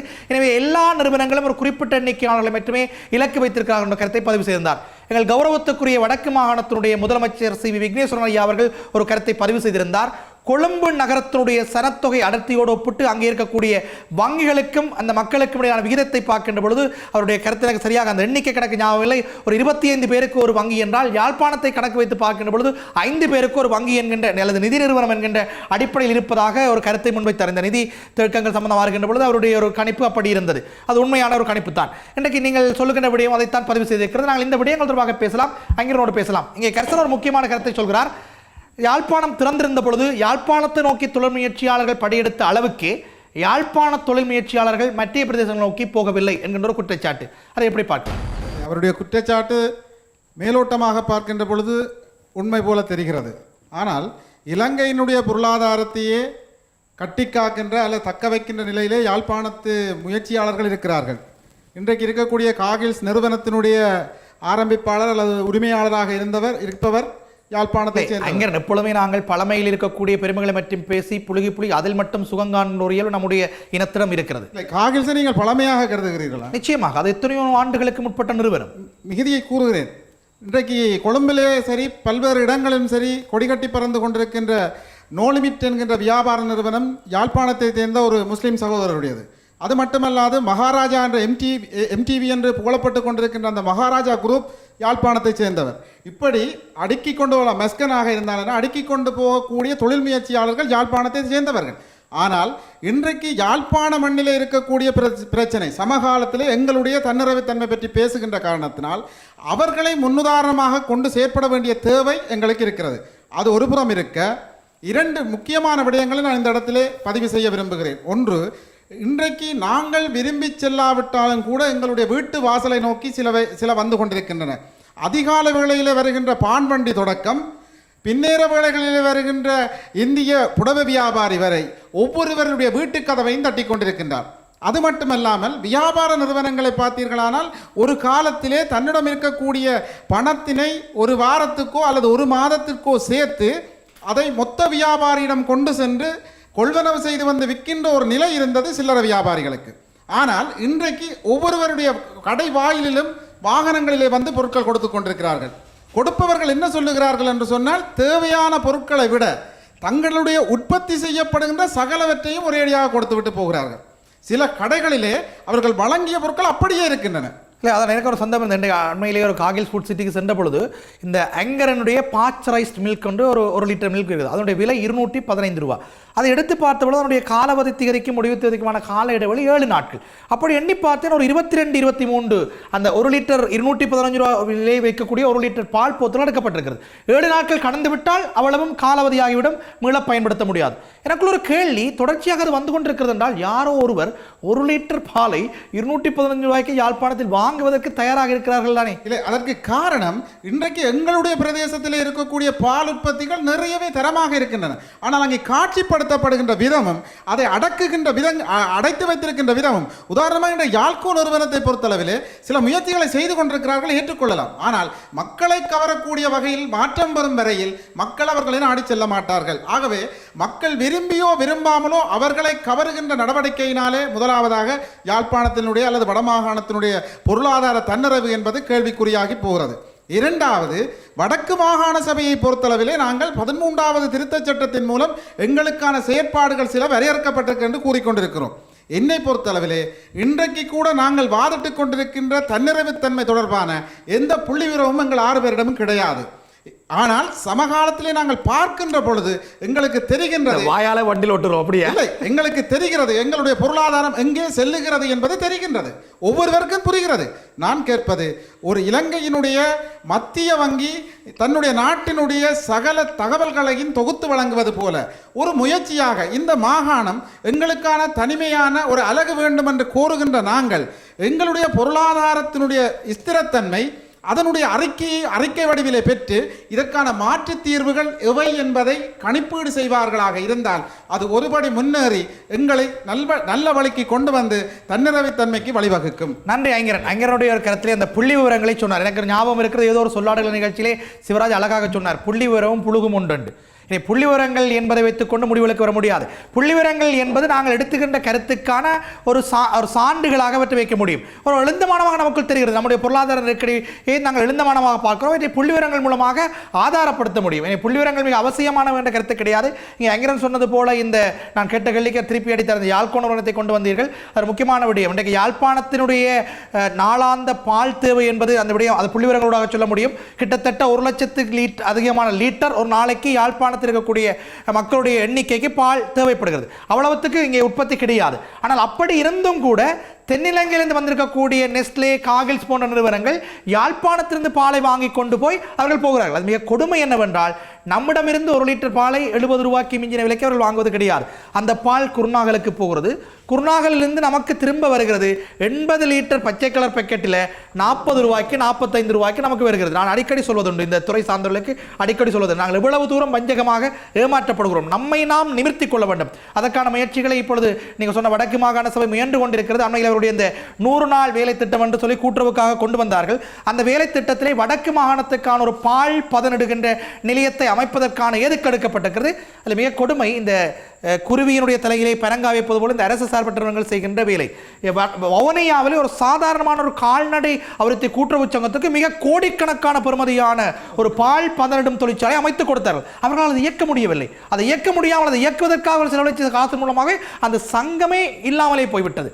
இன்றைக்கு மீளாத இயக்குவதற்கான முயற்சிகளை வடக்கு மாகாணத்தினுடைய விவசாய அமைச்சு எடுப்பதாக நாங்கள் அறிகிறோம். அதுபோன்ற ஒரு மிகப்பெரிய ஒரு தொழிற்சாலையை யாழ்ப்பாணத்திலும் யாழ்ப்பாண நிறுவனத்தோடு இணைந்து அமைப்பதற்கான முன் ஆயத்தங்கள் இப்பொழுது நடைபெற்றுக் கொண்டிருக்கிறது. நம்முடைய மக்களுக்கும் வீட்டுக்கு வீடு இந்த பால் கிடைப்பதற்கான ஒரு வாய்ப்பு கிடைக்க இருக்கிறது. பொருளாதார தன்னிறைவை நோக்கி நகர்வதற்கான முயற்சிகள் இப்போது நீங்கள் சொல்ல மாகாண சபையினுடைய அந்த அரசியல் கட்டமைப்பு கூட நகர்ந்து கொண்டிருக்கிறது. ஆனால் நீண்ட பயணம் நாங்கள் நடக்க வேண்டியிருக்கிறது. கர்சன் பேசலாம்.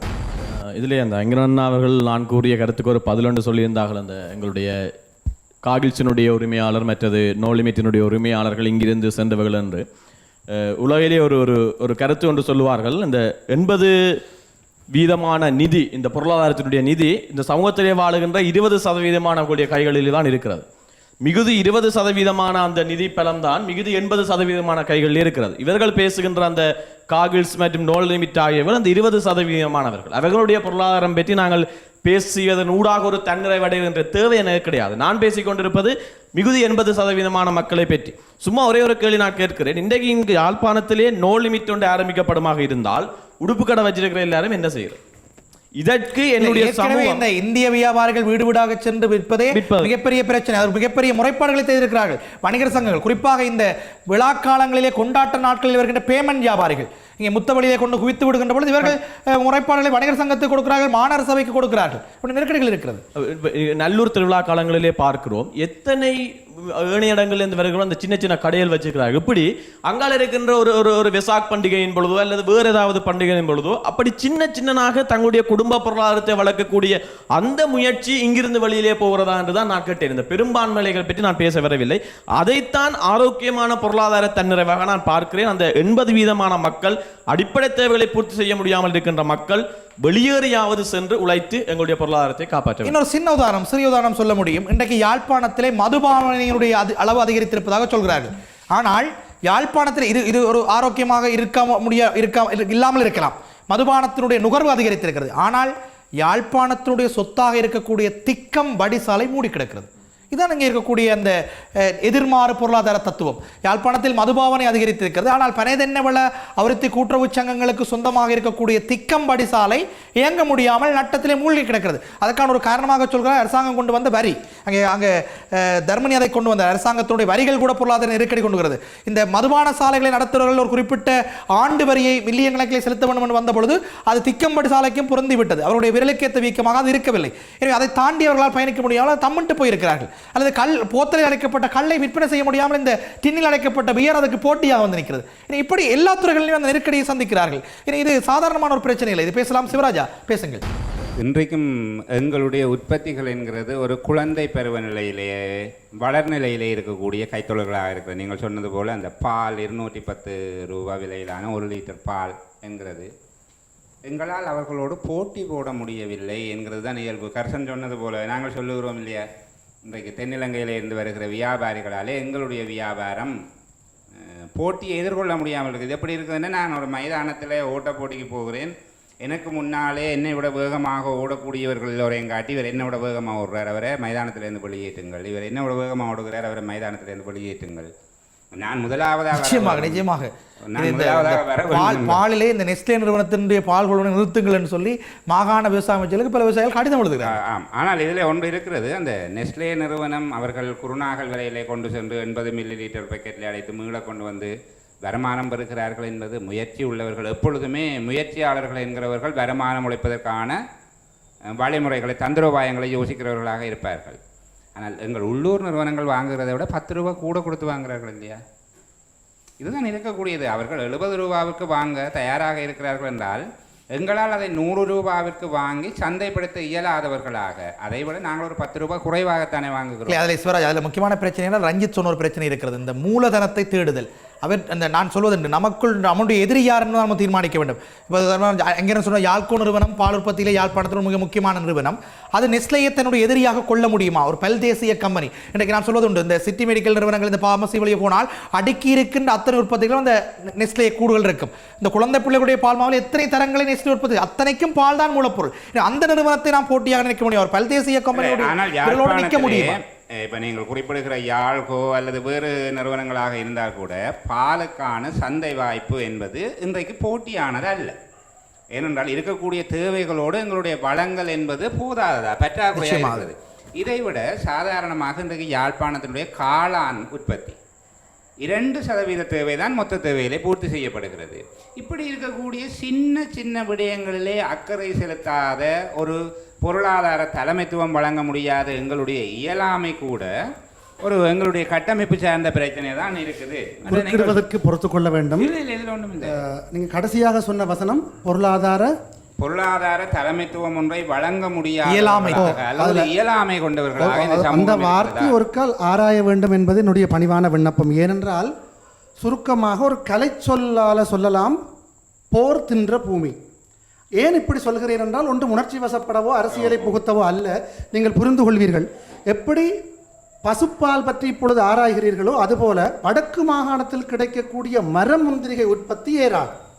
ஆனால் அதனுடைய 1/5 பங்கு, அது விற்கப்படுகிற விலையின்றி 1/5 பங்கு விலையை கொடுத்து கொள்வனவு செய்து தென்னிலங்கையில் இருக்கிறவர்கள் அதை பதப்படுத்தி சுவையூட்டி திருப்பி யாழ்ப்பாணத்துக்கு 5 மடங்கு விலையில விற்கிற பொழுது பார்க்க எங்களுக்கு ஏக்கமும் தவிப்பும் 200-250 ரூபாய் விலையில கொள்வனவு செய்ய 1000 ரூபாய்க்கு விற்கிறார்கள். 1000 ரூபாய்க்கு மேலே விலை இருக்கிறது. அது ரோஸ்டட் என்றால் இனி உப்பு போட்டால் அதுக்கு மிளகாய். என்ன சொல்ல வருகிறேன் என்றால், வடபகுதி மக்கள் போராலும் இதர இடர்பாடுகளாலும் பட்ட அவஸ்தை அல்லது முயற்சிகளுக்காக அவர்கள் முயற்சிகளை எதிர்கொள்கிற பொழுது பெற்ற தடை தென்னிலங்கையில் இருக்கக்கூடிய முயற்சியாளர்கள், தொழிலாளர்கள், உற்பத்தியாளர்கள், நிறுவனங்கள் கண்டது இல்லை.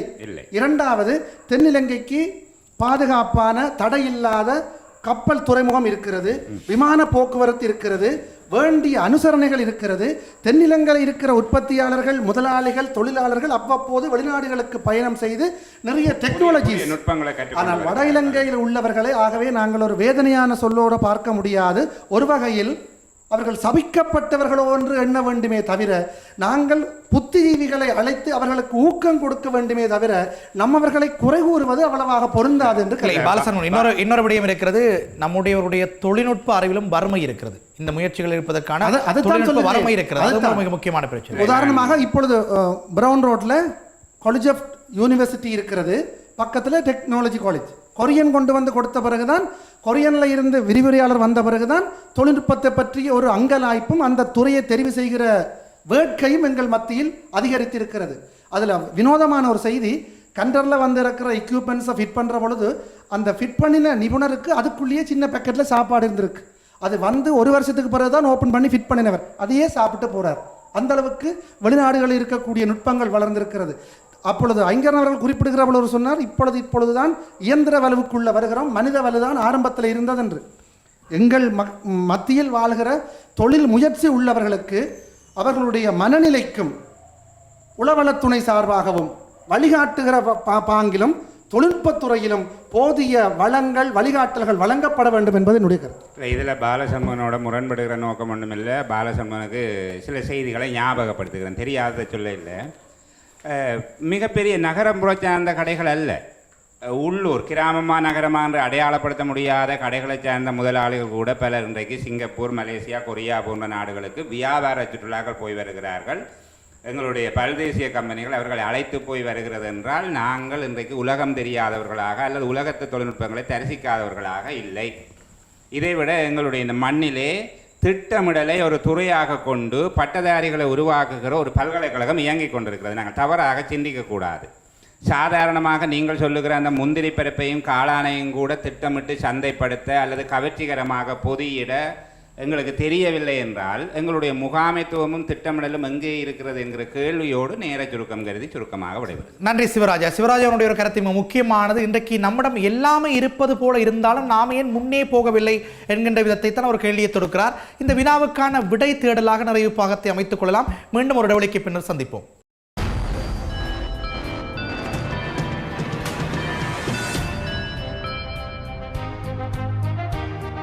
சொல்லாடுகளும் இது கருத்துக்களுக்கான களம், வாதங்களுக்கான களம்.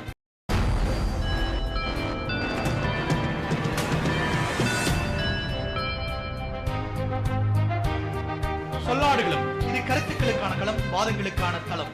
மீண்டும் சந்திப்பதில் மிக்க மகிழ்ச்சி. இது டான் தொலைக்காட்சி பெருமையோடு வழங்கும் சொல்லாடுகளும் இது கருத்துக்களுக்கான களம், வாதங்களுக்கான தளம். அரண்மனையர்களை நேற்றைய நாள் ஆரம்பித்த விவாதம் இன்றைக்கு நிறைவு நோக்கி நெருங்கி இருக்கிறது. அற்புதமாக இங்கே பாலசண்முகனும் சிவராஜ் அவர்களும் பேசிக் கொண்டிருக்கிற பொழுது ஒரு விடயம் வந்தது. இன்றைக்கு நம்மவரிடம் சிவராஜா சொல்கிறார், ஒரு அருமையான வாய்ப்புகள் பல நம்மிடம் குவிந்து கிடக்கிறது. பல புதிய கற்கணர்களை ஒரு தரவல்ல அல்லது கற்கணர்களிலிருந்து பட்டதாரிகளை உற்பத்தி செய்யவல்ல பல்கலைக்கழகம் நமக்குள்ளே இருக்கிறது. இன்றைக்கு பல்கலைக்கழகத்தில் ஒரு புதிய பீடம் தொட அண்மையில் உருவாக போகிறது. தொழில்நுட்ப பீடம் கிளிநொச்சி மண்ணிலே உருவாக போகிறது. யாழ்ப்பாண பல்கலைக்கழகத்தின் கீழே ஒரு தொழில்நுட்ப பீடம் உருவாக போகிறது. அதுபோல நீங்கள் சொன்ன பொழுது போல பிராந்திய திட்டமிடலுக்கான ஒரு கற்கிணறு அங்கே ஏற்கனவே இருக்கிறது.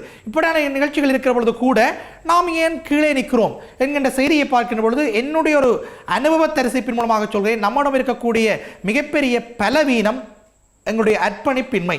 அல்லது போனால் நாங்கள் ஓரிரண்டு இரவுகளுக்குள் மிகப்பெரிய இலக்குகளை அடைய வேண்டும் என்கின்ற எதிர்பார்க்க முடியாத எதிர்பார்ப்பு நம்மிடம் குவிந்திருக்கிறது. இந்த சின்ன சின்ன சிறுபிள்ளைத்தனமான விடயங்களிலிருந்து விடுபட்டு ஒரு கடின உழைப்புக்கு பின்னர் தான் நிறைய இடங்களை அடைய முடியும். நீங்கள் சொன்ன அந்த காகில்ஸ் அல்லது மகாராஜா நிறுவனங்களுடைய முகாமையாளர்களை சென்று பார்த்து கேட்டால் தெரியும் அவருடைய முன்னைய வாழ்வுடைய நெருக்கடி.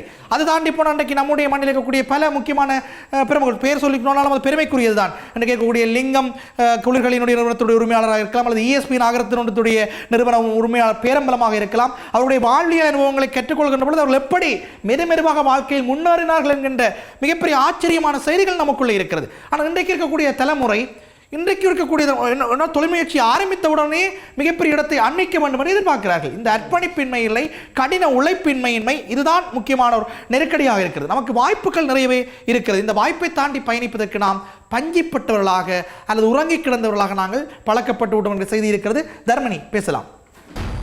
மீண்டும் ஒரு வணக்கத்துடன் குறிப்பாக இந்த வளச்சுரண்டல்கள் பற்றி நாங்கள் அதிகம் பேசியிருக்கின்றோம். நெய்து கொடுப்பவர்களே நிர்வாணமாக்கிவிட்டு ஒரு ஃபேஷன் ஷோ நடத்துகிற உலகம் இது என்று சொல்லுவார்கள். குறிப்பாக இந்த வளர்முக கைத்தொழில் என்று சொல்லப்படுகின்ற அந்த கைத்தொழில்களில் ஆடை கைத்தொழிலை தைப்பதற்கு பழகிக்கொண்டு அதை தைக்கும் முயற்சியில் ஈடுபடுகின்ற போது கிராமப்புறத்தில் இருந்து அது நகரப்புறத்துக்கு வருகிறதற்கு முன்னரே அதை விட குறைவான செலவில் நாங்கள் அந்த துணியை பெற்றுக்கொள்வதற்காக எங்களுடைய தென்னிலங்கை வரவுகள் எங்களுக்கு அதிகமாக கிடைக்கின்றன. ஆகவே அங்கே உற்பத்தி என்பது சுரண்டப்படுகிறது, உற்பத்தியாளன் பாதிக்கப்படுகிறான் என்றெல்லாம் கூறினார்கள். உண்மையில் எங்களுடைய இலங்கை நாடை பொறுத்தவரையில் எங்களுடைய ஒவ்வொருவருடைய தலைக்குமே குறிப்பாக கடன் இருக்கிறது. இன்று இந்த வரி அதிகரிப்பு என்பது கூட எங்களுடைய நாட்டின் கடனுக்காக அதிகரிக்கப்பட்ட ஒரு வரிதான். ஆகவே எங்களுடைய நாடே இன்று தனக்குள் இருக்கின்ற பல வளங்களை அண்டைய நாடுகளுக்கு இடையே கடனாக கொடுத்துவிட்டு திண்டாடி நிற்கிறது. சில ஒப்பந்தங்களில் கட்டாய கைச்சாத்து இடுவதற்கு கூட காரணம் எங்களுடைய நாட்டின் கடன். ஆகவே தலைநகரத்தினுடைய ஒரு நாட்டுக்கே இந்த நிலை என்றால் அந்நாட்டில் வாழ்கின்ற மக்கள் எங்களுடைய வாழ்க்கையை பற்றி நாங்கள் கட்டாயம் சிந்திக்க வேண்டும். மானிப்பாயில் அண்மை காலத்தில் ஒரு தற்கொலையை ஒரு 24 வயது இளைஞன் செய்திருந்தார். தனக்கு ஒரு 3 லட்சம் பெறுமதியான அந்த மோட்டார் பைக் கிடைக்கவில்லை என்பதற்காக. இன்று எங்களுடைய கைகளில் இருக்கின்ற ஒரு தொலைபேசியினுடைய பெறுமதி எத்தகையது? உண்மையில் ஒரு 40,000 ரூபா 50,000 ரூபா பெறுமதியான ஒரு தொலைபேசி ஒருவருடைய கைகளில் இருக்கும். ஆனால் அவருடைய வீட்டில் அடுப்பெரிப்பதற்கு கூட அரிசி இருக்காது. எங்களுடைய தேவைகளினுடைய மட்டுப்படுத்தல், தேவைகளுடைய தர நிர்ணயம் என்பது கட்டாயம் தேவை. இன்று கூலி வேலைக்கு 1000 ரூபாய்க்கு குறைவாக ஒருவரை நாங்கள் பிடிக்க முடியாது. உண்மையில் அரச உத்தியோகஸ்தர்களை விட அதிகமாக கடற்தொழிலாளர்கள், கூலி தொழிலாளர்கள் உழைக்கின்றார்கள். ஆனால் அவர்கள் சேமிப்புக்கு அப்பால் போதைகளுக்கு சில வேளைகளில் அடிமையாகி உடல் உழைப்புக்கும் போதைக்கும் ஒரு நெருக்கமான உறவினை ஏற்படுத்தி கொள்வதன் ஊடாக தங்களுடைய வாழ்க்கையை தொலைத்த முகர்வரிகளோடு வாழ்ந்து கொண்டிருக்கிறார்கள். வீட்டில் இருக்கும் குழந்தைக்கான கல்வி உதவி, வீட்டில் இருக்கின்ற அடிப்படை தேவைகளை மறந்து தம்முடைய வாழ்க்கையினுடைய நெருக்கமான கடன் தேவைகளுக்குள் புதைந்து போகிறார்கள். ஆகவே உண்மையில் சிலருடைய பரிதாபமான முகங்கள், வங்கிக் கடன் என்பது பல்வேறு வகையானதும் கெடுதல் என்று நாங்கள் கூறிவிட முடியாது. சில வேளைகளில் பலமான ஒரு கட்டமைப்பை பெற்றுக்கொள்கிற ஒரு வீட்டை கட்டுவதற்கு அல்லது ஒரு பலமான ஒரு திருமணச் சடங்கை செய்வதற்கு, வாழ்க்கையில் இணைந்து கொள்வதற்கான பலமான ஒரு கை கொடுத்தலாகவும் வங்கி இருக்கிறது. எதற்காக கடன் படுகின்றோம் என்ற அறிவு நம்மிடம் இருக்கும் வரை, நாங்கள் சலுகைகளுக்காக சிக்காத மனிதர்களாக வாழும் வரை எங்களுடைய வாழ்க்கை வசந்தமுள்ளதாக அமைந்துவிடும். உண்மையில் கடன் என்பது எங்களுக்கு அப்பால் பட்டதுதான். உண்மை எங்கள் சொல்லிவினம் ராமாயணத்தில் எங்களுடைய இலங்கை வேந்தனை கடன்பட்டார் இதயம் போல் கலங்கி நின்றான் என்று.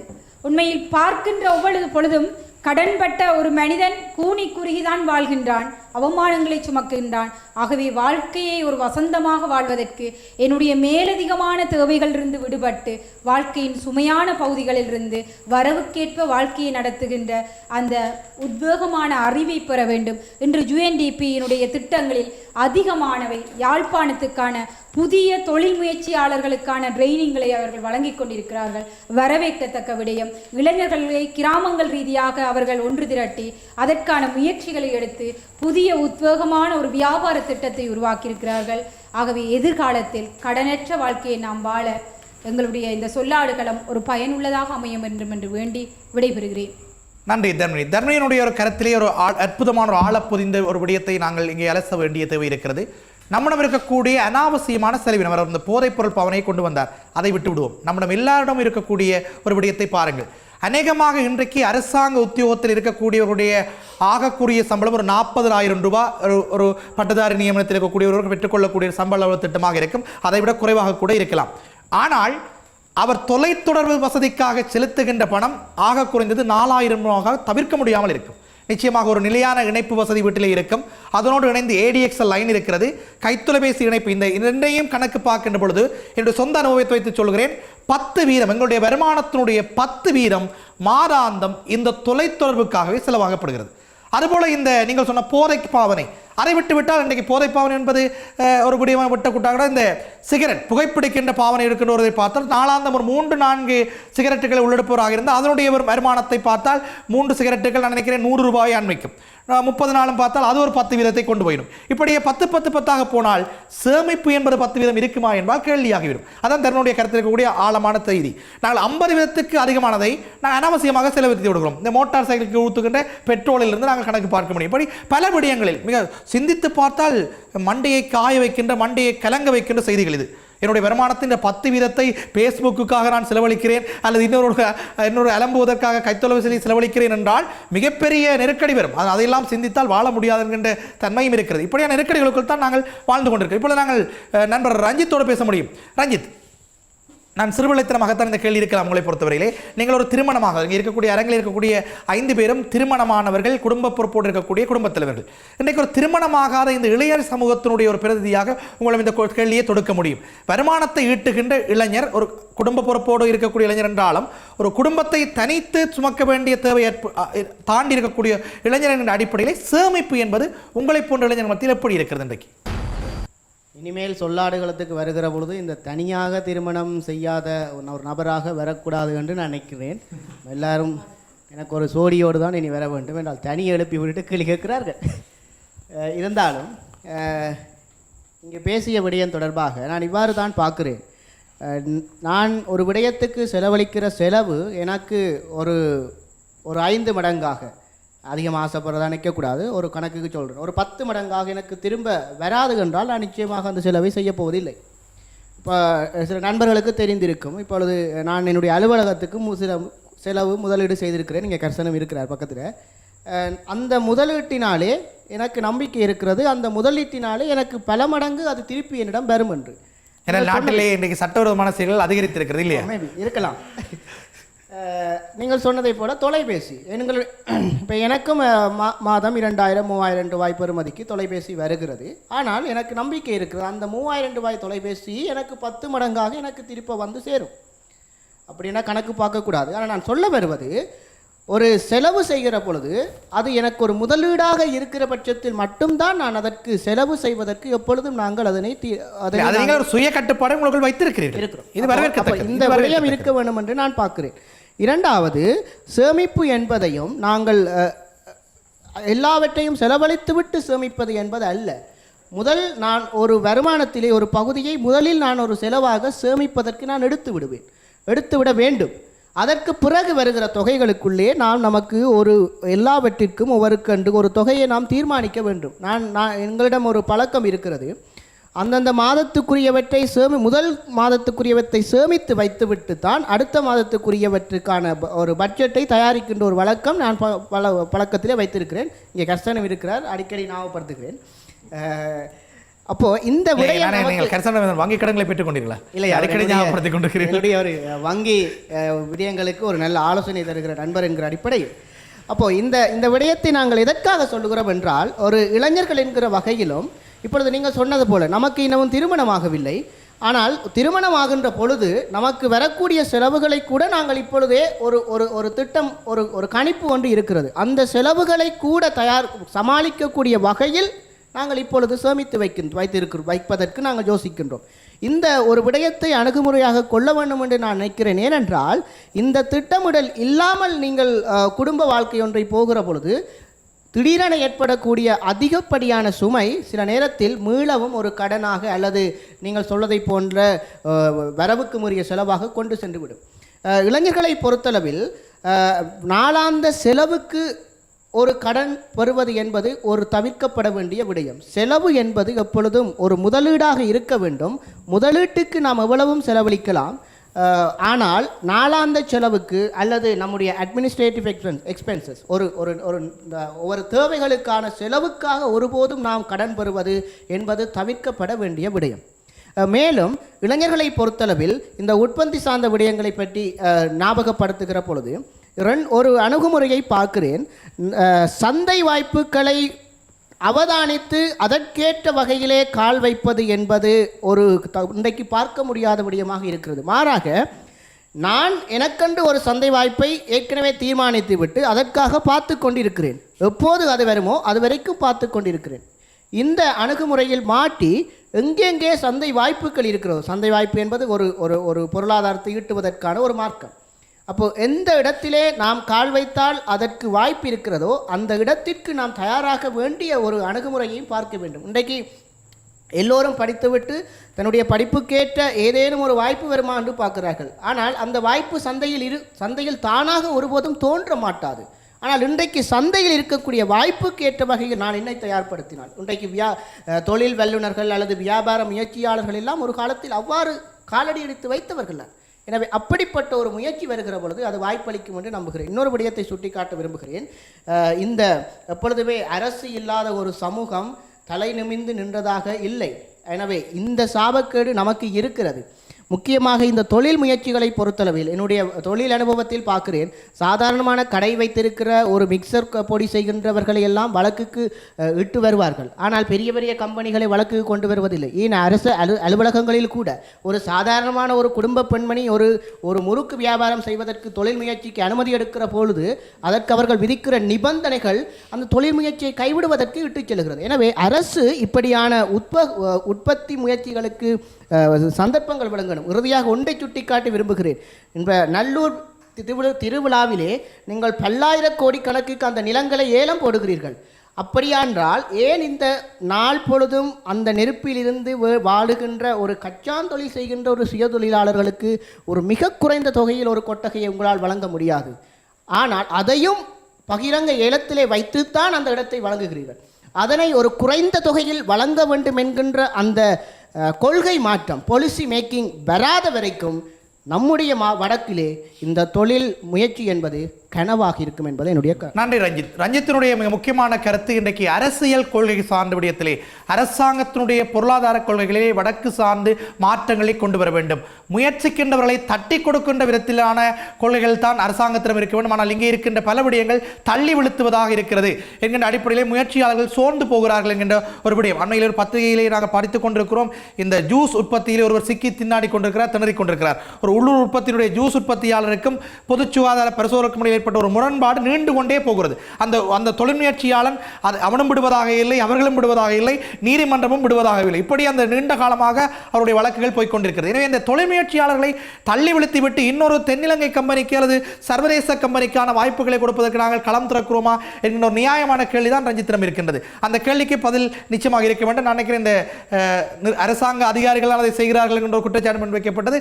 அந்த துறை சார்ந்த அனுமதிகள் வழங்கக்கூடிய நிறுவனங்களோடு தொடர்புடைய அடிப்படையில் சிவராஜ் அவரிடம் கேட்கலாம். இந்த பிரதேச செயலகங்கள் கூடுதலாக இதுக்கு அனுமதி வழங்கும். மதுபான சாலைகளுக்கும் அவர்கள் தான் அனுமதி கொடுக்கிறார்கள், அல்லது போனால் ஜூஸ் உற்பத்தினர்களுக்கும் அவர்கள் தான் அனுமதி கொடுக்க வேண்டிய நிலையில் இருக்கிறார்கள். இல்லை சிவானா பேசுவதற்கு முதல் ஒன்றை தெரிவிக்க வேண்டும். இதே போலதான் ஏதோ ஒரு நிகழ்ச்சியில் அரசு அதிகாரிகளை குற்றம் சுமத்தியதற்காக சில அலுவலகங்களுக்கு போகிற பொழுது என்னை ஒரு மாதிரி முறைத்து பார்க்கிறார்கள். ஆனால் ஒன்றை சொல்லுகிறேன், நாளைக்கு உங்களுக்கு ஒரு பிரச்சனை வருகிற பொழுதும் நான் இப்படித்தான் பேசுவேன். அதில் நான் பேசுகிற வடிவத்துக்காக எந்த ஒரு அரச அதிகாரி நண்பர்களும் என்னை பகைத்து கொள்ளக்கூடாது. இல்லை, இதில் ரஞ்சித்தோட எனக்கு கோபம் ஒன்றும் கிடையாது. நீங்கள் சொல்லுகிற மாதிரி 4-5 லட்சம் ரூபாய் செலவிலே ஒரு குளிர்பானம் ஜூஸ் தயாரிக்கிற நிறுவனம் ஒன்றை தொடக்கிவிட்டு அத்தனை பொருட்களையும் விற்று மீளவும் ஒரு பலசரக்கு கடைக்கு போனவர்களையும் எனக்கு தெரியும். எங்களுடைய இப்போ அரசு அதிகாரிகள் ஒரு சிலர் மக்களுடைய எஜமானர்களாக நடந்து கொள்ளுகிற அந்த கம்பீரத்தை அல்லது சட்டத்தை இறுக்கமாக பின்பற்றுகிறோம் என்று காட்டுகிறதை தென்னிலங்கையிலிருந்து வரக்கூடிய உற்பத்திகள் மீது அவர்களால் காட்ட முடிவதில்லை என்றால் அவர்கள் பலமான பின்னணியை கொண்டவர்கள் என்பது மிக முக்கியமான காரணம். அந்த குறைபாட்டை நான் ஏற்றுக்கொள்ளுகிறேன். இது தவிர இந்த எங்களிடம் சேமிப்பு இல்லை என்கிற அந்த அடிப்படையில் முதலீடு செய்கிறதுக்கு நிதி இல்லை அப்படின்னு சொன்னீர்கள் இல்லையா, அந்த விடயத்தில் ஒரு காரியம் இருக்கிறது. இன்றைக்கு எங்களுடைய மக்களுடைய பணம் பெருமளவிலே வங்கிகளிலே சேமிப்பாக முடங்கி போய் இருக்கிறது. முதலீட்டுக்கான வழிகாட்டலை செய்வதற்குத்தான் எங்களிடம் சரியான வழிகாட்டுதல்கள் இல்லை. நான் அதைத்தான் சொன்னேன், எங்களுக்கு மாகாணத்துக்கு என்ன விசேடமாக திட்டமிடல் செயலகமே இருக்கிறது. ஆனால் திட்டங்கள் தான் வருவதாக தெரியவில்லை, வருகிற திட்டங்கள் வெற்றி அளிக்கிறதாக தெரியவில்லை என்கிற குறைதான் இருக்கிறது. நன்றி சிவராஜா. சிவராஜா ஒரு அரசாங்க அதிகாரியாக இருந்து சொல்லுகின்ற பொழுது பதிலை சொல்கிறார். அப்புறம் அதை அந்த ரஞ்சித்துடைய குற்றச்சாட்டை ஏற்றுக்கொள்கிறார் ஒரு பதத்திலே. இங்கே பலருக்கு இருக்கக்கூடிய நெருக்கடிகள், அரசாங்க நிறுவனங்கள் சார்ந்து கொடுக்கக்கூடிய நெருக்கடிகள் கூட முயற்சியாளர்களை தோற்று போக செய்து விடுகிறது. முயல்கின்றவர்களுக்கு முயலாமைக்கான பின்னோக்கி தள்ளுகின்ற விதத்திலே அரசாங்கத்தினுடைய நிலைப்பாடுகள் இருக்கிறது. எனவே நான் நினைக்கிறேன், யாழ்ப்பாணம் நிலைமை என்பது, யாழ்ப்பாண நிலம் என்பது பொருளாதாரத்தில் ஒரு தன்னிறைவு நோக்கி நகர வேண்டுமாக இருந்தால் இது ஒரு இரவில் முடிகின்ற காரியம் கிடையாது. படிமுறையாக நம்முடைய அரசாங்கத்தினுடைய அல்லது மாகாண அரசனுடைய கொள்கை வகுப்புகளில் இருந்து சாதாரண குடும்பத்தினுடைய திட்டமிடல் வரை, பாலசமன் சொன்னது போல குடும்பத்தினுடைய திட்டமிடல் இருந்து நிறைவாக ரஞ்சித் சொன்னது போல அரசாங்கத்தினுடைய கொள்கை வகுப்புகள் வரை ஆராயப்பட வேண்டிய ஒரு விடயம். அந்த விடயங்கள் கூடாக போகின்ற பொழுது நம்முடைய இளைய தலைமுறையிலும் சில மாற்றங்கள் வந்தாக வேண்டும். இங்கே ரஞ்சித் உண்மை பேசினாரோ பொய் பேசினாருக்கு தெரியாது. நான் அவர் சொன்ன அந்த அத்தனை விடயங்களும் அற்புதமாக நடைமுறைப்படுத்துவாராக இருந்தால் ஒரு வரவேற்கத்தக்க முன்மாதிரியாக நாங்கள் ரஞ்சித்தை கொள்ள முடியும். ஒரு இளைஞனாக அவர் தன்னுடைய வாழ்க்கையை, பொருளாதாரத்தை எப்படி திட்டமிட்டார் என்பது சொல்கின்ற விடயம் சரியாக இருந்தால் அதை மற்றவர்கள் பின்பற்றுவதற்கான ஒரு முன்மாதிரி. இப்படி பல விடயங்கள். அதுபோல அர்ப்பணிப்பு தன்மை, மிக கடின உழைப்பு என்பது கூட நம்முடைய இளைஞர்கள் மத்தியிலே வளர வேண்டியதாக இருக்கின்றது. எனவே இந்த நிலைமையிலிருந்து கொண்டுதான் நாங்கள் யாழ்ப்பாணத்தினுடைய பொருளாதாரத்தை முன்னேற்ற வேண்டும். அருமைநேயர்களே, நம்முடைய ஒவ்வொருவருடைய பொருளாதாரம் தலை நிமிர வேண்டுமாக இருந்தால் முடிந்த முடிவாக ஒட்டுமொத்தமாக நம்முடைய சமூகத்தினுடைய பொருளாதாரம் தலை நிமிர்ந்தாக வேண்டும். நம்முடைய சமூகத்தினுடைய பொருளாதாரம் தலைமீற வேண்டுமாக இருந்தால் நாம் ஒவ்வொருவரும் தீர்க்கமாக சிந்தித்து அதை நோக்கி நம்முடைய அடிகளை எடுத்து வைக்க வேண்டும். மெதுவாக முன்னேறி போகின்ற பொழுது அந்த உச்சிகளை நாங்கள் ஒரு நாளைக்கு தொடுவோம் என்கின்ற நம்பிக்கையோடு நாங்கள் நகர வேண்டும் என்கின்ற செய்தியை சொல்லாடுகளம் என்ற நிறைவு செய்தியாக பதிவு செய்து கொண்டு, அருமைநேயர்களே, இவ்வளவு நேரம் அற்புதமாக நம்முடைய கருத்துக்களை செவிமடுத்திருப்பீர்கள். நாங்கள் தொலைக்காட்சி திரையில் தோன்றி பேசுகின்ற பொழுதெல்லாம் நம்முடைய திரைக்கு முன்னால் இருந்து நீங்கள் எவ்வளவோ விடயங்களை பேசியிருப்பீர்கள். அவ்வளவு நமக்கு கேட்காது, ஆனால் நாங்கள் பேசிய விடயங்கள் எல்லாம் உங்களுக்கு கேட்டிருக்கும். நீங்கள் பேசிய விடயங்களும் நமக்கு கேட்க வேண்டும் என்கின்ற ஆதங்கம் நமக்குள் இருக்கிறது. திரையிலே காட்டப்படுகின்ற தொலைபேசி இலக்கத்தோடு தொடர்பு கொண்டு கருத்துக்களை தெரிவிக்கலாம் அல்லது எழுதி அனுப்பலாம். எழுதி அனுப்ப வேண்டிய முகவரி தயாரிப்பாளர் சொல்லாடுகளம், டான் தொலைக்காட்சி, இலக்கம் 707 ஆஸ்பத்திரி வீதி, யாழ்ப்பாணம், அல்லது சொல்லாடுகளம்@gmail.com என்கின்ற மின்னஞ்சல் முகவரிக்கு மின்னஞ்சல் செய்யலாம். இனி அருமையர்களே, அடுத்த வாரம் ஒரு சொல்லாடுகள் நிகழ்ச்சியில் உங்கள் அனைவரையும் சந்திக்கும் வரை ஒளித்தொகுப்பில் இணைந்திருந்த நண்பர் ஜெகன் குழுவினரோடு, படத்தொகுப்பில் இணைந்திருந்த நண்பர் பானகரனோடு அன்பு வணக்கம் கூறி விடைபெற்றுக் கொள்ள நான் என்றும் உங்கள் அன்பின் நண்பன் சர்வேஷ். நன்றி, வணக்கம்.